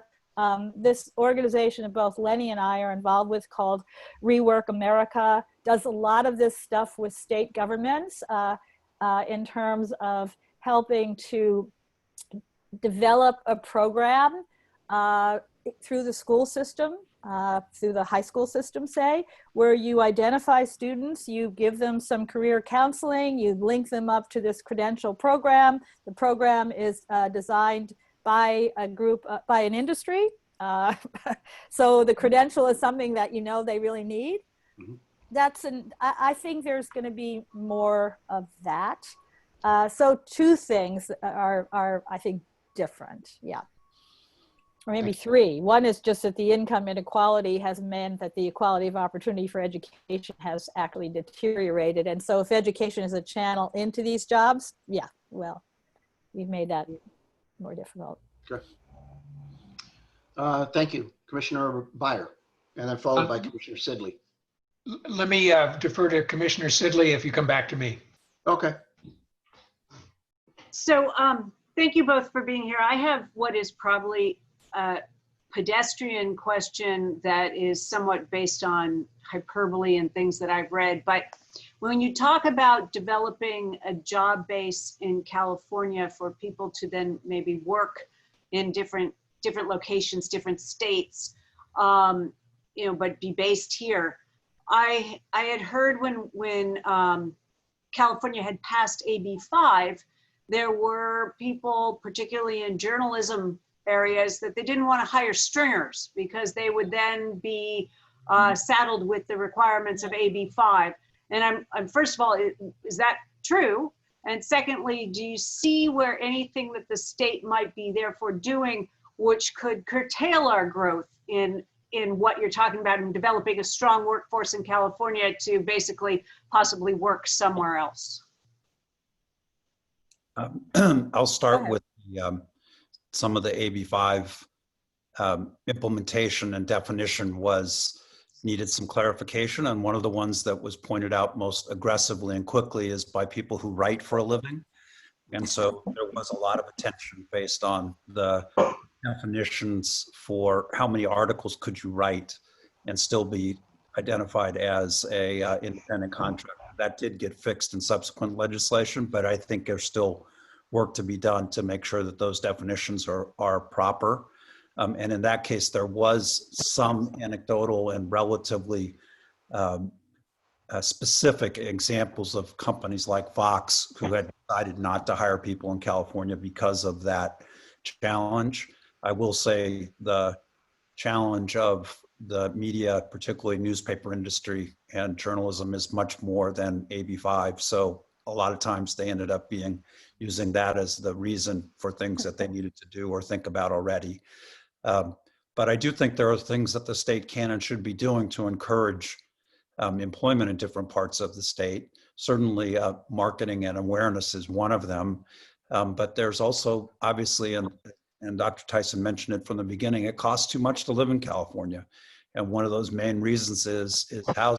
And so we certainly still need to make it attractive so that proposition isn't one that's anything other than a straightforward economic proposition for someone to be excited about wanting to stay in California and for employers to want to hire people in California. So ensuring that it is both high quality talent that we're producing disproportionately in this state, but that those are places that people can afford to live at the same time that they are looking for employment. And obviously there are very different costs of living in different parts of the state. And so that was part of the argument as well around when you actually go through all of the math. We asked some of the bigger tech companies they are looking about expanding, had they looked at center parts of California, and they really hadn't. They kind of averaged California as what the cost of doing business in San Francisco or Los Angeles is, as opposed to thinking about it at different regions of the state.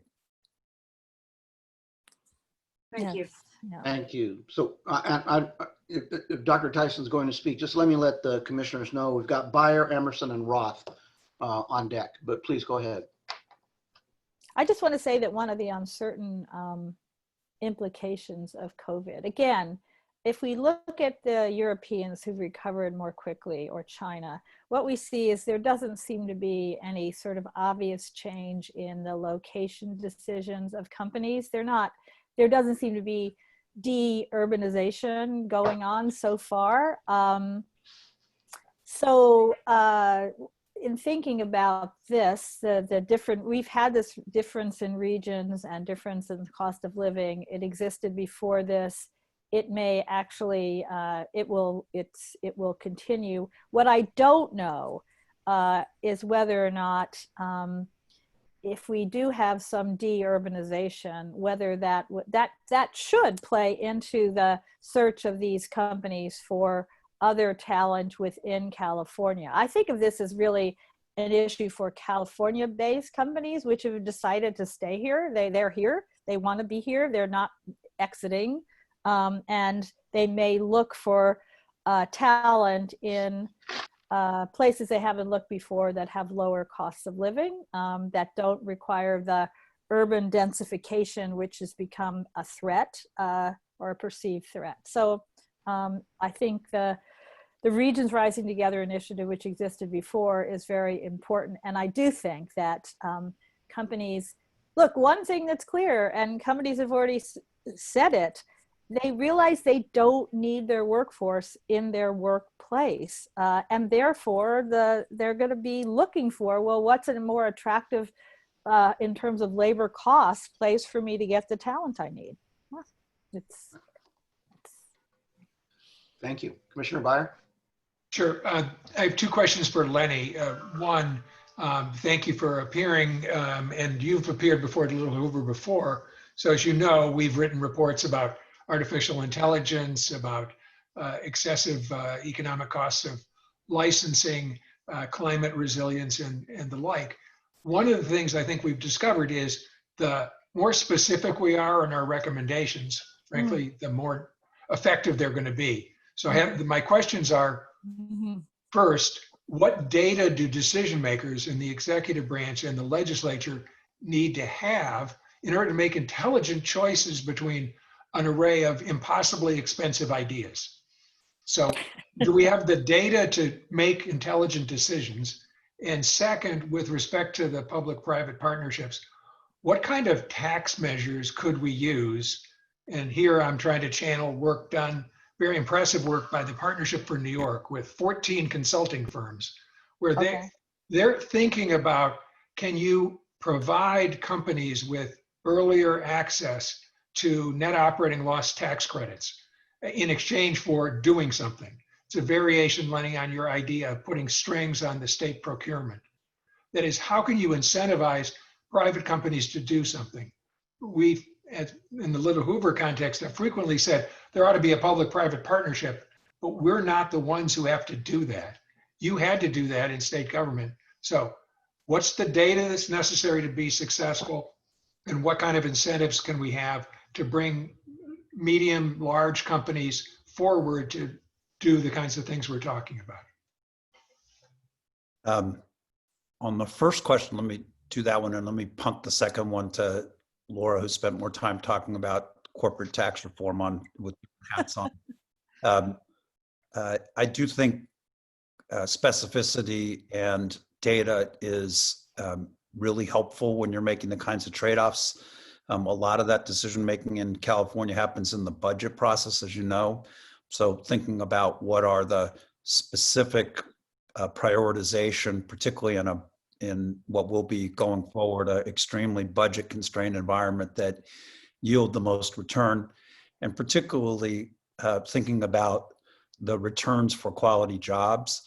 So we do have high quality accounting for what's the fiscal cost of an activity, and we're increasingly getting good at measuring what's the climate impact of varied initiatives. What we don't have something that's what's the economic impact in terms of quality jobs or economic mobility around the recommendations. And so thinking about prioritizing recommendations on which ones have the highest impact for the least dollar amount in terms of economic mobility and high quality job creation is something that I think we could get much more granular about. It's not easy to do, but it is something that certainly with some effort could be done on major initiatives in particular around what's the job impact and are those quality jobs or not.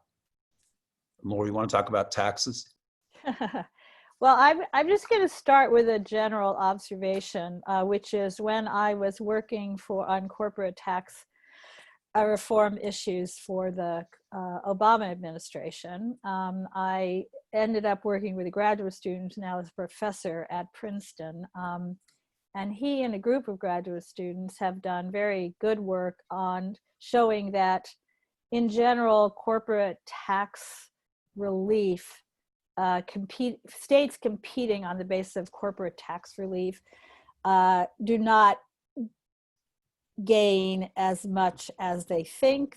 That's not a very efficient, cost-effective way to get talent. Now, you mentioned a particular thing, David, which is, could you condition tax relief on doing something particular in the state? That's an idea which actually in the Obama administration, there was a thought for a while of a lot of these companies are sitting on very significant amounts of their balance sheet abroad for tax reasons, if you gave them relief to bring some of that back in the form of, say, a commitment to infrastructure investment or investment at home, could you give them some tax relief to do that? That was very controversial and didn't really go anyplace. But but it is the notion that could you come up either with, in the case of the corporate tax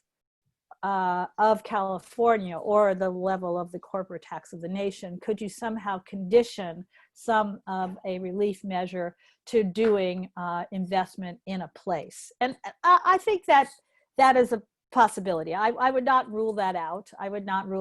Corporate tax incentives are important to how companies make their location decisions and their production decisions and where they put their income decisions, all the rest of it, particularly the big firms.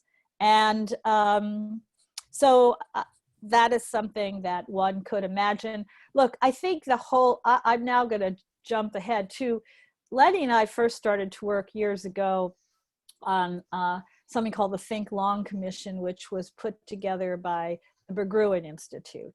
And one of the things we started to work on then, which I know is still being worked on in the legislature, but this is not the time to talk about tax reform, so nobody's talking about it, is that our tax system in California really needs to have some changes. And a change that we talked about then, that's still being talked about now, is moving towards a kind of sales value added tax on services, because 70% of our economy or more now is probably in services, and it's not, for all intents and purposes, not taxed. We have a very high sensitivity on capital income, which is highly volatile. So when things go wrong and that income gets hit, all of a sudden the economy of California is very short on revenues. And then of course we could talk about our taxation of commercial property or non-commercial property, just property.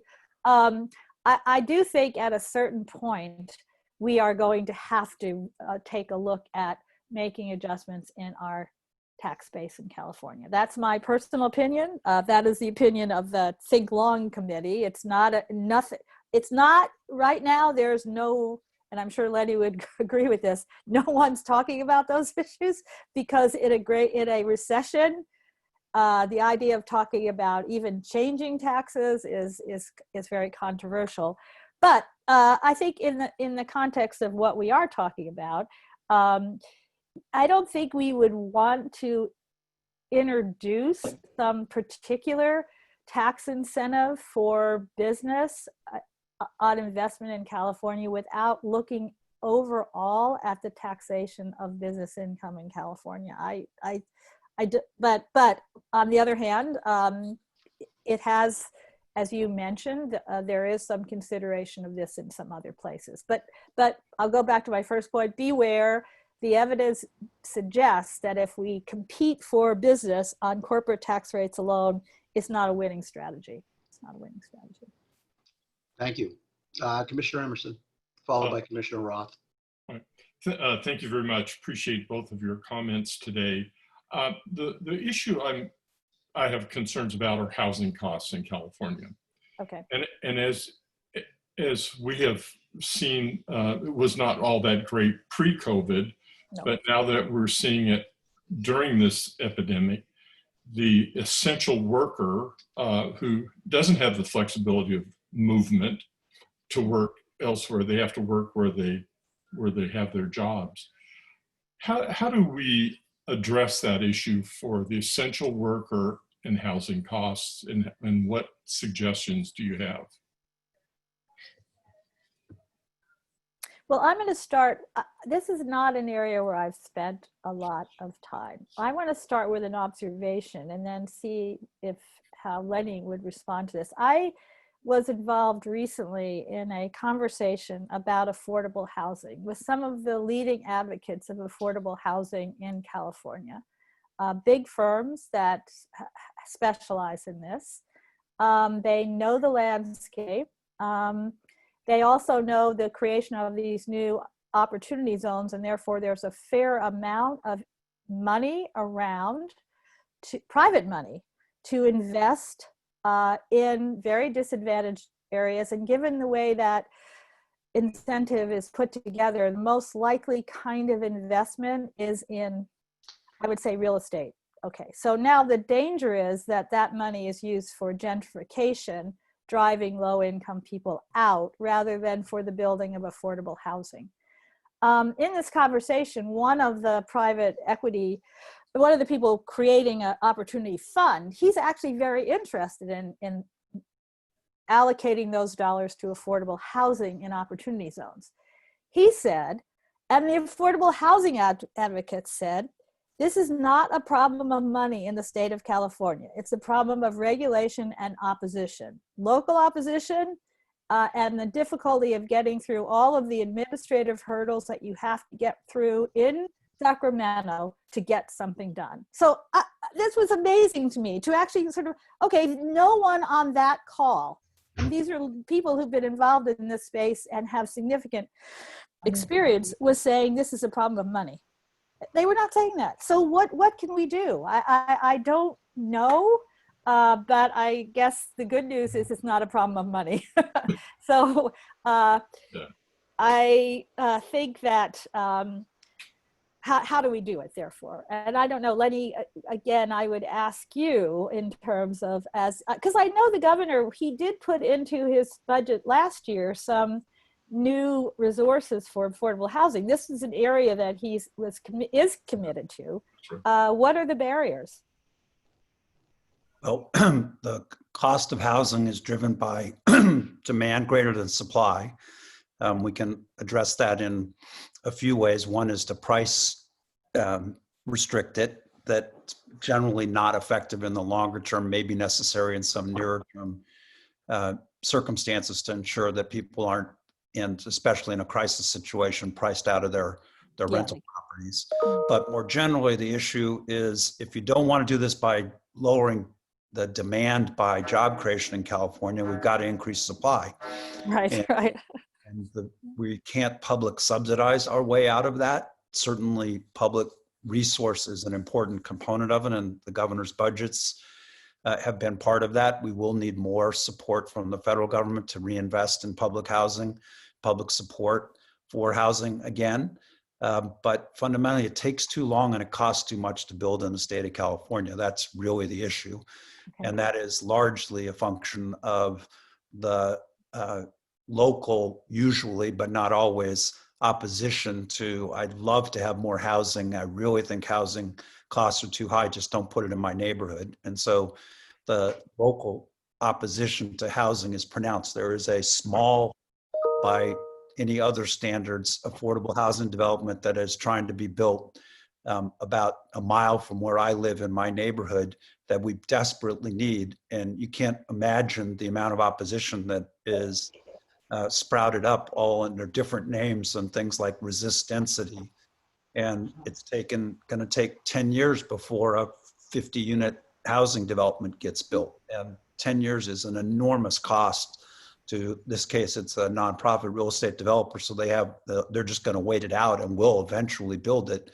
But those units cost twice as much, at least, as they should if we had a more appropriate and rational response to get priorities built. So I agree with Laura. This isn't a matter of resource. It's certainly not a matter of there is private resource that's available there that can help improve housing, but we need to make it cheaper and less time to build. The last thing I'd say is, on an encouraging front, there is some innovation happening in housing construction that will be a helpful part of this. If you haven't had a chance to get a tour, or today it's going to be a video tour, I guess, a virtual tour of Factory OS on Mare Island in Vallejo that is producing with union labor really high quality housing units at a much cheaper and faster pace. They built the mini homes that Mayor Schaaf bought for the city of Oakland. It's impressive, and it's a different kind of innovation that we really haven't seen as much of in the construction industry that's badly needed, and it should happen in California given the scale of demand and the need for a more affordable housing. So fundamentally, it's about increasing supply and increasing at a lower cost and faster. So I think that I appreciate, I think it was David Byers' view that the most effective reports are those which tackle a particular problem. And this is one where you could say that we know it's a problem. We know it's not a problem of money, which is a lot of the things that are being proposed at the federal level or the state level for how we create a future involve more resources than we have, than the state has, or than the federal government is willing to mobilize. This is an area where we actually, I think, can make some progress, or at least the money's not the problem. So I would urge you to think about, maybe that is an important area for you all to do, a very focused report. I think, again, you can relate it to the fact that talent may be moving. It's, that basically we may have more housing development in places like Stockton or Modesto or Fresno or Oakland or whatever, because people are going to be able to be in those places and do those jobs without going down to threaten the lovely communities that don't want any affordable housing in their community. But I just think I would urge you to think about that. That would be a really interesting and could be quite influential report. We actually have done one hearing on the cost of housing so far, right? We decided that it was time to just get some basic facts. And one of the things that we learned is that the basic problem with the cost of housing in California is the cost of the land, particularly along the coast, right? Which plays right into your idea of saying maybe you need to talk about where you want to build elsewhere. Yeah, right? Yeah. So the coast is expensive and it's not going to become unexpensive. Exactly. And so we started that discussion already. We're trying, we haven't followed up yet because COVID hit, right? And we were trying to figure out when to get back to it. But now you've maybe given us an inducement to do that. Yeah, because COVID may change all of these things we've talked about. Locational, it gives locational advantages to places that didn't have it before. So I think that, yeah. And I'd be happy, like I was really impressed by the knowledge of the people who I was brought into a call. Actually, the call was organized by Kat Taylor, who's very involved in this. And I felt like I learned a tremendous amount, starting with the fact that let's not think of this as a resource problem. Let's think of this as where can we put this stuff and how long does it take? And Lenny's example of the 10 years, no. So that's an important area. Whereas, truthfully, if we take the future of work, Lenny laid out at the beginning, we have this really fantastic future of work commission. And there is work going on that.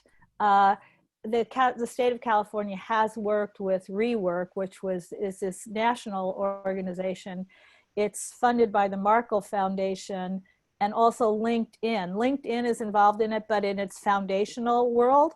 And they're playing a very important role in helping states and cities even develop these technical training programs that I talked about earlier. So there's a lot of work there. So, but this area of homelessness and home building and home shortages in California, there's not as much national work. So I think it's a great idea. We have the largest problem. Yeah. Thank you. Senator Roth. Thank you. I'm having internet problems, but I'll try to get my question out. You've highlighted the housing cost and availability impact on the quality of life. And in California, we have state economic development incentive programs. California Competes as one, as Lenny well knows. Yep. Then we have this regional housing needs assessment process that drives housing requirements, planning, and in some cases, construction in various regions. And my perception is that these two operate in twin, but not necessarily parallel tracks. So my question is this: do you think we could do a better job of linking where our economic and employment job incentive dollars go to the availability of affordable housing in those areas, or perhaps the use of remote workforce teams at locations where there happen to be affordable housing units? And I mean by link, I mean make it a requirement with respect to both the business involved and the local government jurisdiction involved in that process. And I guess my question goes first to Lenny, who was in the chair for a while in the room, Right. and then to you. Sure. Well, the short answer is yes. I do think there can be more done to link the various programs that are out there to encourage economic development and housing production in the places that are logical to do it. Obviously, the business investment is going to make their own decisions about where they want to go, but the expectations for housing production that is established through RENA tied to real teeth in terms of what are the consequences of doing that or not to municipalities and to the opportunity for other state programs would help move the needle, I think. California Competes is a relatively small program in the scale of all of the economic incentives that are available broadly for housing production, and it's not explicitly not for housing, it's for job decision making. Interestingly, even in the time that I was there, the movement was that more than 2/3 of the dollars that went from California Competes went to the center part of the state and the Inland Empire, driven in part by our focus on it, but also by where companies were looking to expand. They just couldn't expand on the coasts, and they were starting increasingly to look at other parts of the state. And certainly that was something as they reached out to us and said, we're thinking about a business location decision and it's California versus Texas or Utah or Oregon or whatever. We encourage them look into other parts of the state rather than on the coast where they wouldn't be economic, and the job opportunities were important in those other parts of the state as well. Well, the reason I asked the question is, I think you all know, the regional housing needs assessment, that's developed periodically, and because of the availability of land, certainly in inland Southern California, the housing allocation comes out here. The jobs remain in the coastal urban areas. And we have to get people who live out here because the housing is affordable for the jobs in the coastal areas. And because of the lack of viable transit in Southern California, at least out here, the freeway system is used to do that, which of course is impacted. And now we have a vehicle miles traveled requirement for freeway and other housing, even construction projects. If it increases VMT, you have a very, very difficult time of building. So we're going to have a situation that rapidly develops where we have the affordable housing out here, where people live out here, where the jobs are in the urban coastal areas, and the people who live out here can't get to the jobs in the urban coastal areas. Right. Now, at some point it may work itself out when the employers can't get their workers to work on time at the places they need to be, or they in the alternative discover remote work where work can be remote. But I think that's a problem that we're going to have to resolve, certainly in California, because I suspect and I understand that it's the same problem that occurs in the Central Valley on the other side of Silicon Valley and San Jose. It is. No, I agree. And I spent a lot of time trying to help encourage job creation in those parts of the state as a first order. Right. I think you have. And we miss you. But here's what I would say. I think one of the opportunities here, I do think that it is very likely that the two things happen, that there are trends now we already see, and I just think they get stronger even as we recover. One is the use of telepresence rather than personal presence to do things, okay? So, and the other is the acceleration of artificial intelligence and robots to do things that humans do. So the first one is how you change the way humans interact to get work done. And the second thing is how you substitute for humans completely, okay? Because, and what's happened here is that I think that thinking about humans as virus carriers, thinking about pandemics, thinking about warnings we have that this will just be ongoing with a different pandemic and different people, I do think, and the fact that we've now spent several months where even medium-sized employers have found, yeah, I can do a lot of my business in a telepresence, email kind of way. I don't need to do this. That may actually make it more likely now that what Lenny was saying and you were saying, even before COVID, the firms sitting on the coast were saying it's too expensive here. We're either going to go to Texas, we're going to go to Washington, we're going to go to China, we're going to go someplace else. Oh, but maybe we could go to the middle of the state.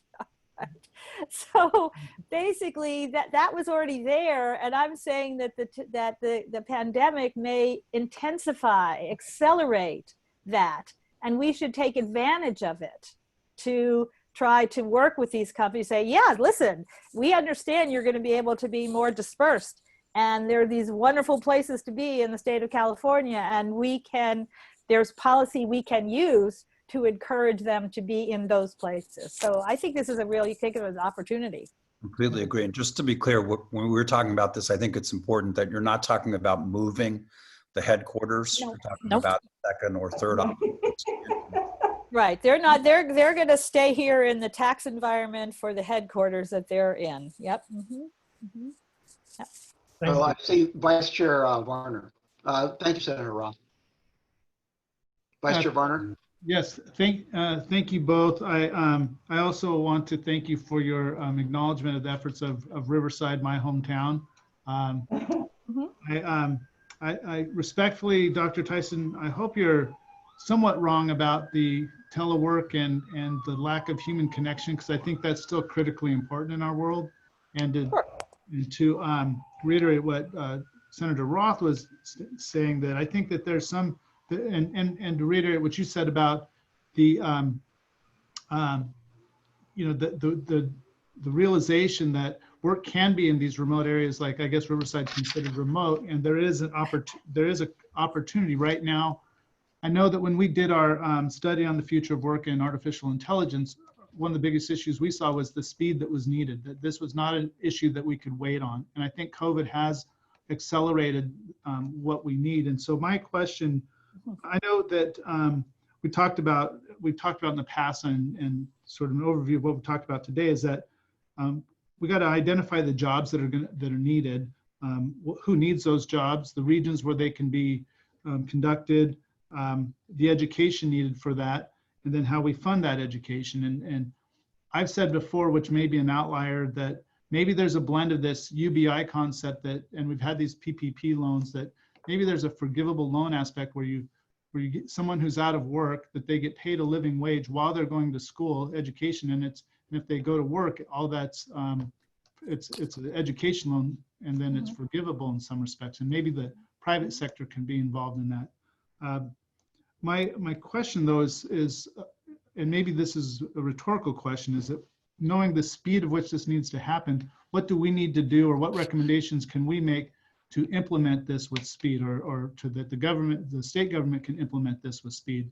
And I realize there's probably some implications of the federal government, but what can we do as a commission to make recommendations to the state to act with speed on this? Well, it's hard for me to answer that question. It's a little bit at your sense of what the power of this commission. I guess I think that I guess I was convinced that take an issue, a particular issue. So we talked about affordable housing and the supply of housing. Another one would be small business loan facilities, capabilities, the fact that much of our, even with PPP, so they ended up with, a lot of firms didn't even bother to get it. A lot of firms couldn't get it. A lot of firms didn't have links with their local banks, so there wasn't a way to get it. There's a whole small business loan problem, which has existed forever, And I think this has really intensified attention to it. So again, you could say, let's work on that. Let's work on affordable housing. I think it would be hard. There's so much going on in the workforce transition area that it's almost, I don't know what you would want to bring to that discussion. I mean, there's, discussions about what community colleges should do. There's discussions about apprenticeships. You could certainly do something on apprenticeships and employer engagement in I would say non-university education in the development of credentials and credentialing. A lot of that could go through community colleges. They could be the provider, but essentially it would be shaped very much by employers. I think that's an area where the commission could say focus. So I would urge you to think about a particular policy area where you think you might have some influence, because truthfully, now just let's go to the situation confronting any state or the country.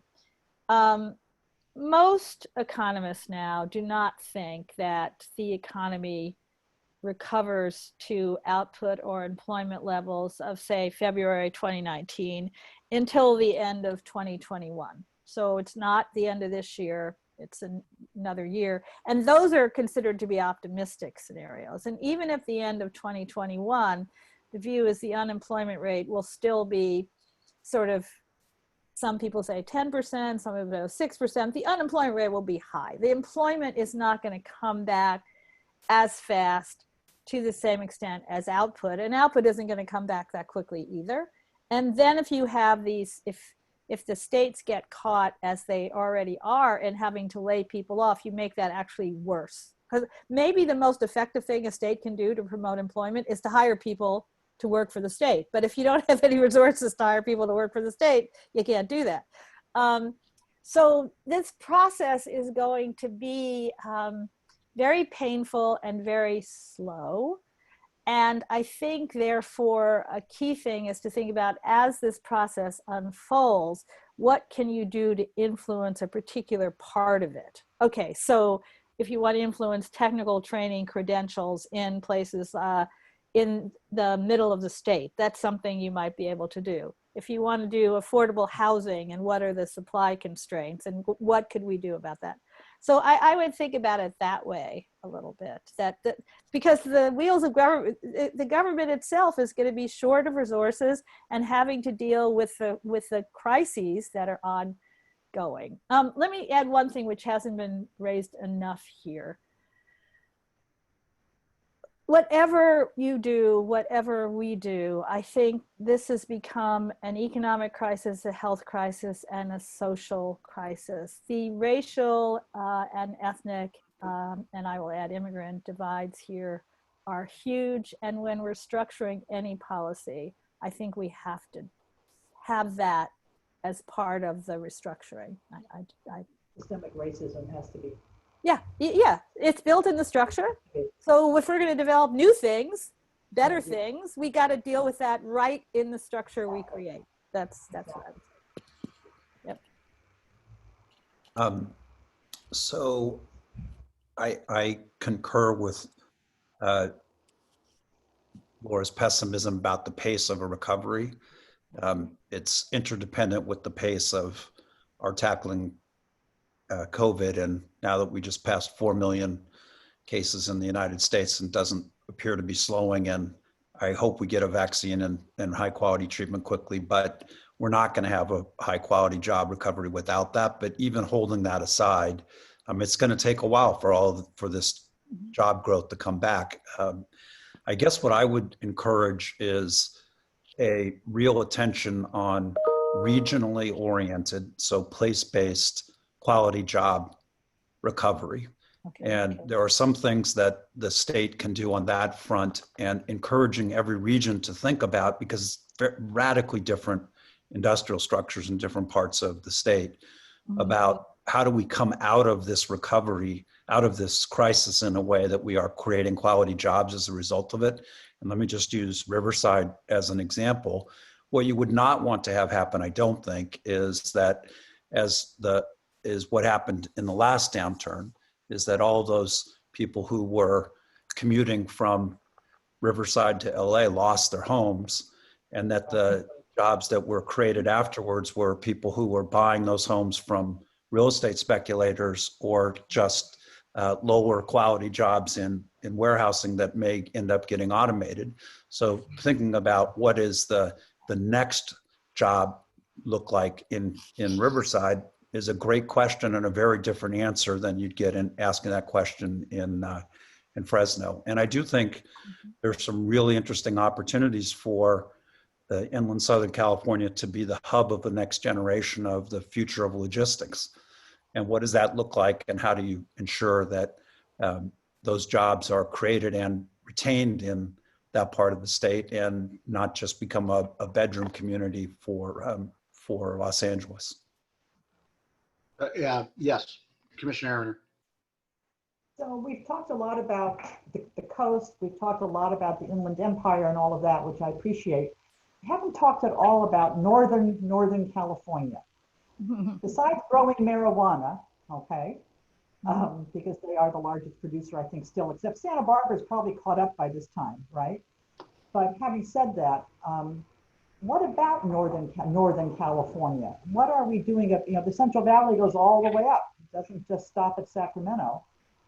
What are you hearing? What are you learning about that region, that part of the state? Certainly diversifying away from the illegal cannabis business is one important component of it. But right.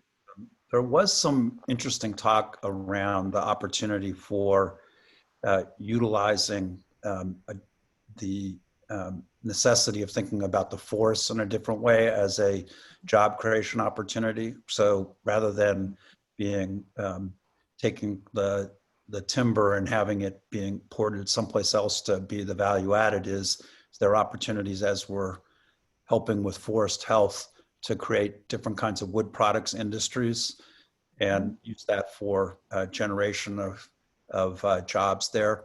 But honestly, from at least when I was in the administration, we hadn't gotten that far with the far north. There was a lot of interest and a lot of support for coming together, but it was at least a year behind in terms of the thinking that was going on in some other parts of the state. So I don't have a great answer for you.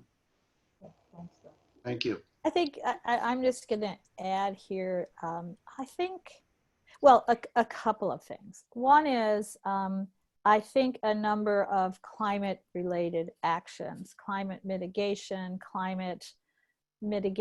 through planting of trees, the protection of forests, the protection of wildlife, wildlife protection also linked essentially to pandemic, because it's going to turn out that a lot of what we're hearing about future pandemics is really the effect of the climate on wildlife, and then the wildlife transfer of viruses to humans. So I first want to say that there's, in my sense of Northern California, I haven't traveled there extensively, but that climate is part of what is there.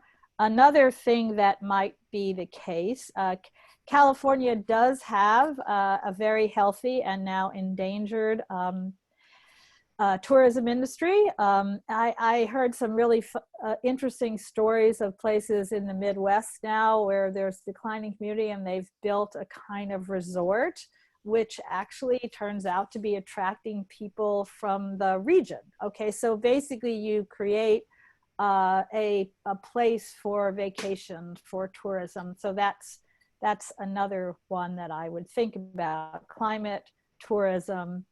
Let me finally say that economists, sometimes the cost of building an economic base in a place is just too high. It's just too high. You cannot build an economic base which is going to be sustainable. Sometimes it really does require, and this has happened, over millennia, centuries really.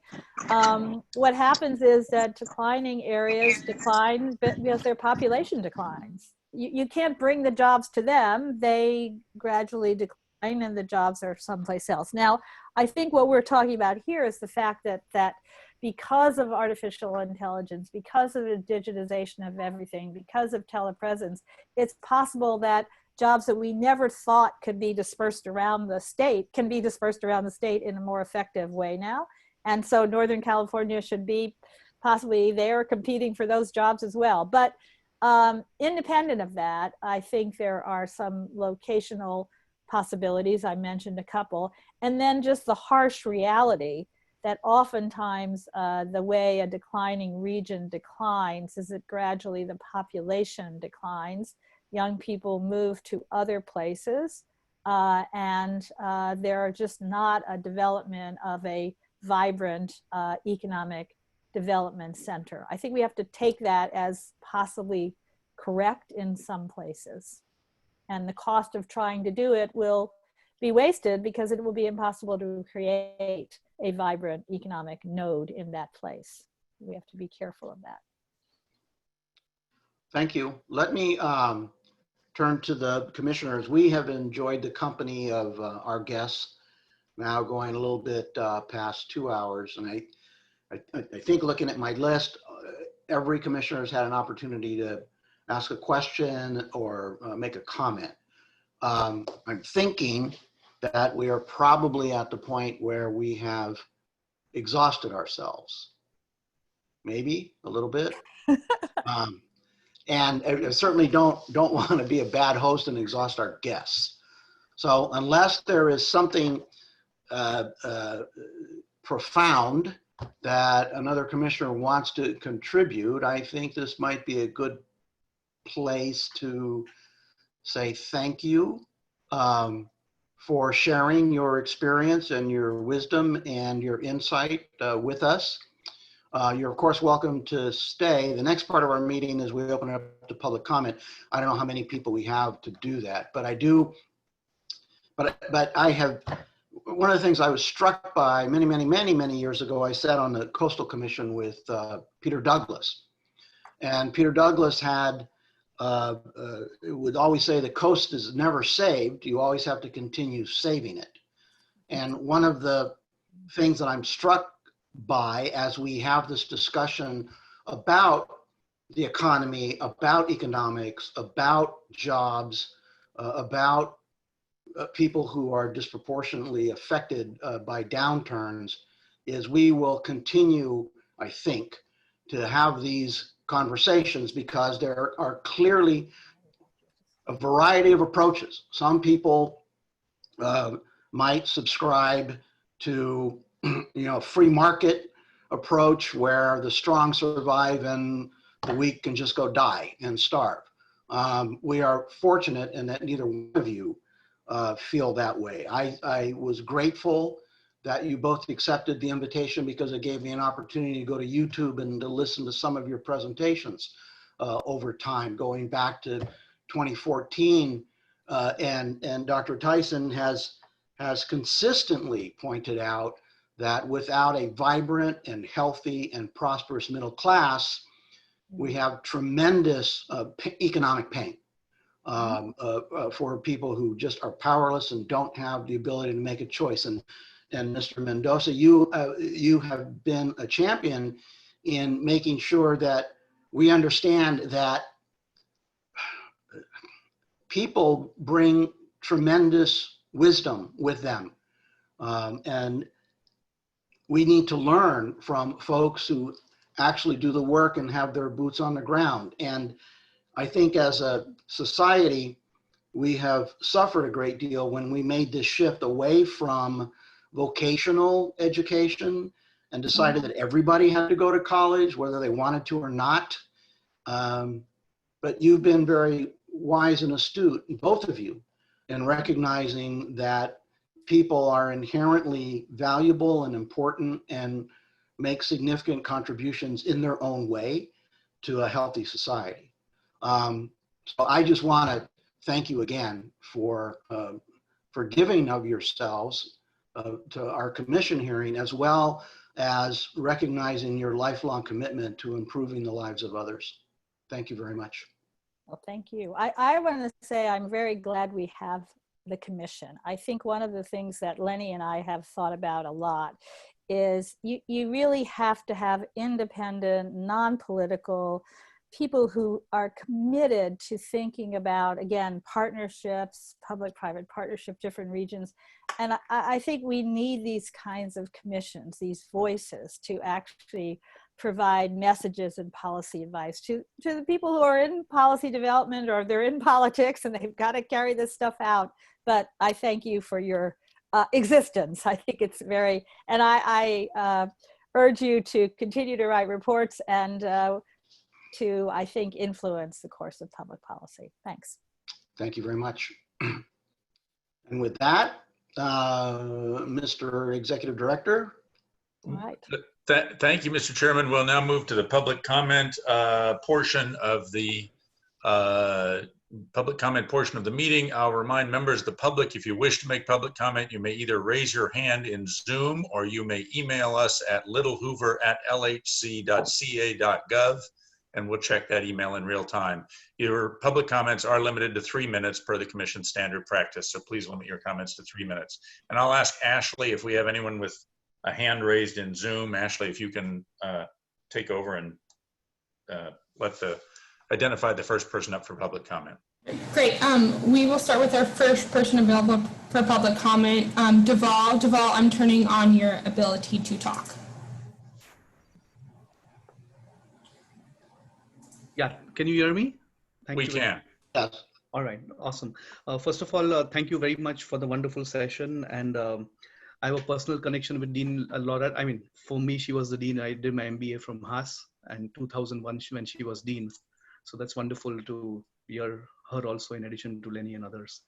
My formal public comment was about the issue pointed out where the states are losing, states and cities are losing some good jobs, right? What was, in quotes, good jobs.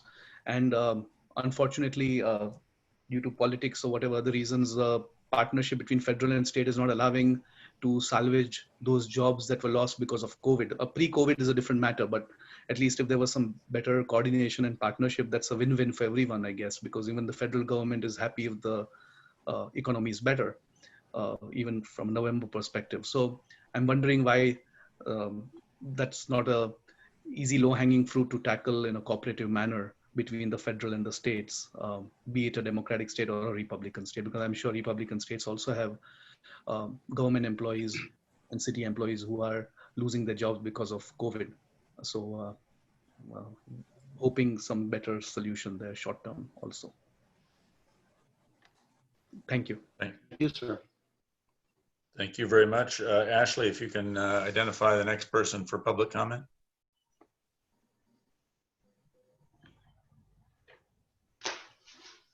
The next person that we have for public comment is Wing. Wing, I'm turning on your ability to talk. Thank you very much. I hope you can hear me. Yes. Yes, my question is broader in scope with the COVID-19, sort of brought to the forefront. That gave us the forefront about the uncertainty and perhaps the question of sustainability of our economy in light of our, just simple things of supply and demand. And for a while, we did not have enough masks, and we're no longer in our own world, but there's really a global engagement. So in light of our high national debt and also globally, it seems to me part of our national funds or resources have been forced to invest heavily in our military, as seems to me a global safeguard to ensure our way of life and our standard of living and perhaps our dominance in the world. So my question is that from the economic, are there any economic reform within us that will help us to perhaps to redirect our resources so that we can pay more attention to our economy, understanding our global existence, and less on our investment in military might, so that we will not upset our way of life in our country here. Thank you. Thank you. Thank you very much. Mr. Chairman, I'm told that we have no other members of the public who have expressed an interest in making public comments. So I think that brings us to the conclusion of our agenda. I will just very briefly, we've gone a bit long, but I'll just very briefly remind the commissioners the next meeting will not be until August 27th. After this rush of recent meetings, we're going to take a brief break per the schedule that was approved by the commission at the last business meeting. The next, we are continuing to work on the 2 economic reports, again, as approved by the commission. And per that schedule, the next hearing will focus on drill down on one of the general topics raised today, which are public-private partnerships as part of the pandemic recovery. So we will plan that and provide more information for August 27th. But other than that, Mr. Chairman, I am not aware of other items unless the commission has. Any additional contributions from the commissioners? If not, I want to thank Mr. Rarick and staff again for putting this, getting a handle on the technology and getting us all together. I think each and every meeting seems to be even more smoothly conducted. Transitions are doing well, and I think if this is the way we're doing business, we're doing it pretty well. Thank you, Commissioner Byer. Yeah, just want to say how impressed I am by all the books behind you. Yeah, I've read every single one and I've notated them, and that's just the way I roll. Yeah, but Mr. Chairman, I think I've seen that picture as a fake background on some other Zoom. Oh, hey, wait! No, don't be talking that way. I was wondering. If I take that down, then what you have in the background is an unmade bed, and I'm not going to do that to anybody. Well, Chairman, I think you might want to, that coffee in the background looks like it's getting a little stale. Yeah, you're right. You're right. Next, you got to get a different image next time. I promise. What happened to the backyard? The backyard was lovely. It's a little. I hate to rub this in because Ethan is in Sacramento and it's way too hot, but it's just too cold to sit out there. Sorry. Oh, excuse us. It's like when you talk about housing costs. This is Santa Barbara. Just as an anecdote, when we're talking about community opposition. I had a meeting where there were a group of people who asked me if I would introduce legislation to eliminate RENA. Just do away with it. These were the same people who were wondering whether or not they could count their maids' quarters towards the housing allotment. Take the good with the bad. Right, exactly. I remember that debate. Yeah. Oh, boy. Come to Berkeley and try to site a facility, a caring facility, and see what happens. Not in my backyard. Yeah, I don't want kids. You told us that story. No, I know. I know. Real problem everywhere. Well, I do think it was interesting that Dr. Tyson mentioned that with the housing advocates, that they said, there's enough money to do the work. It's the other things that get in the way. That was an interesting comment. Wasn't it? Yeah. When we had that discussion, remember when we had the hearing, I don't remember anybody saying that. And maybe I just wasn't listening carefully, that any of the people that came to testify that day said money is not the issue. I do remember them saying it's the land cost, right?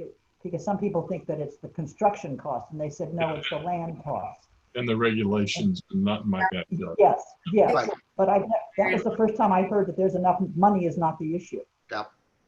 Which I find very interesting.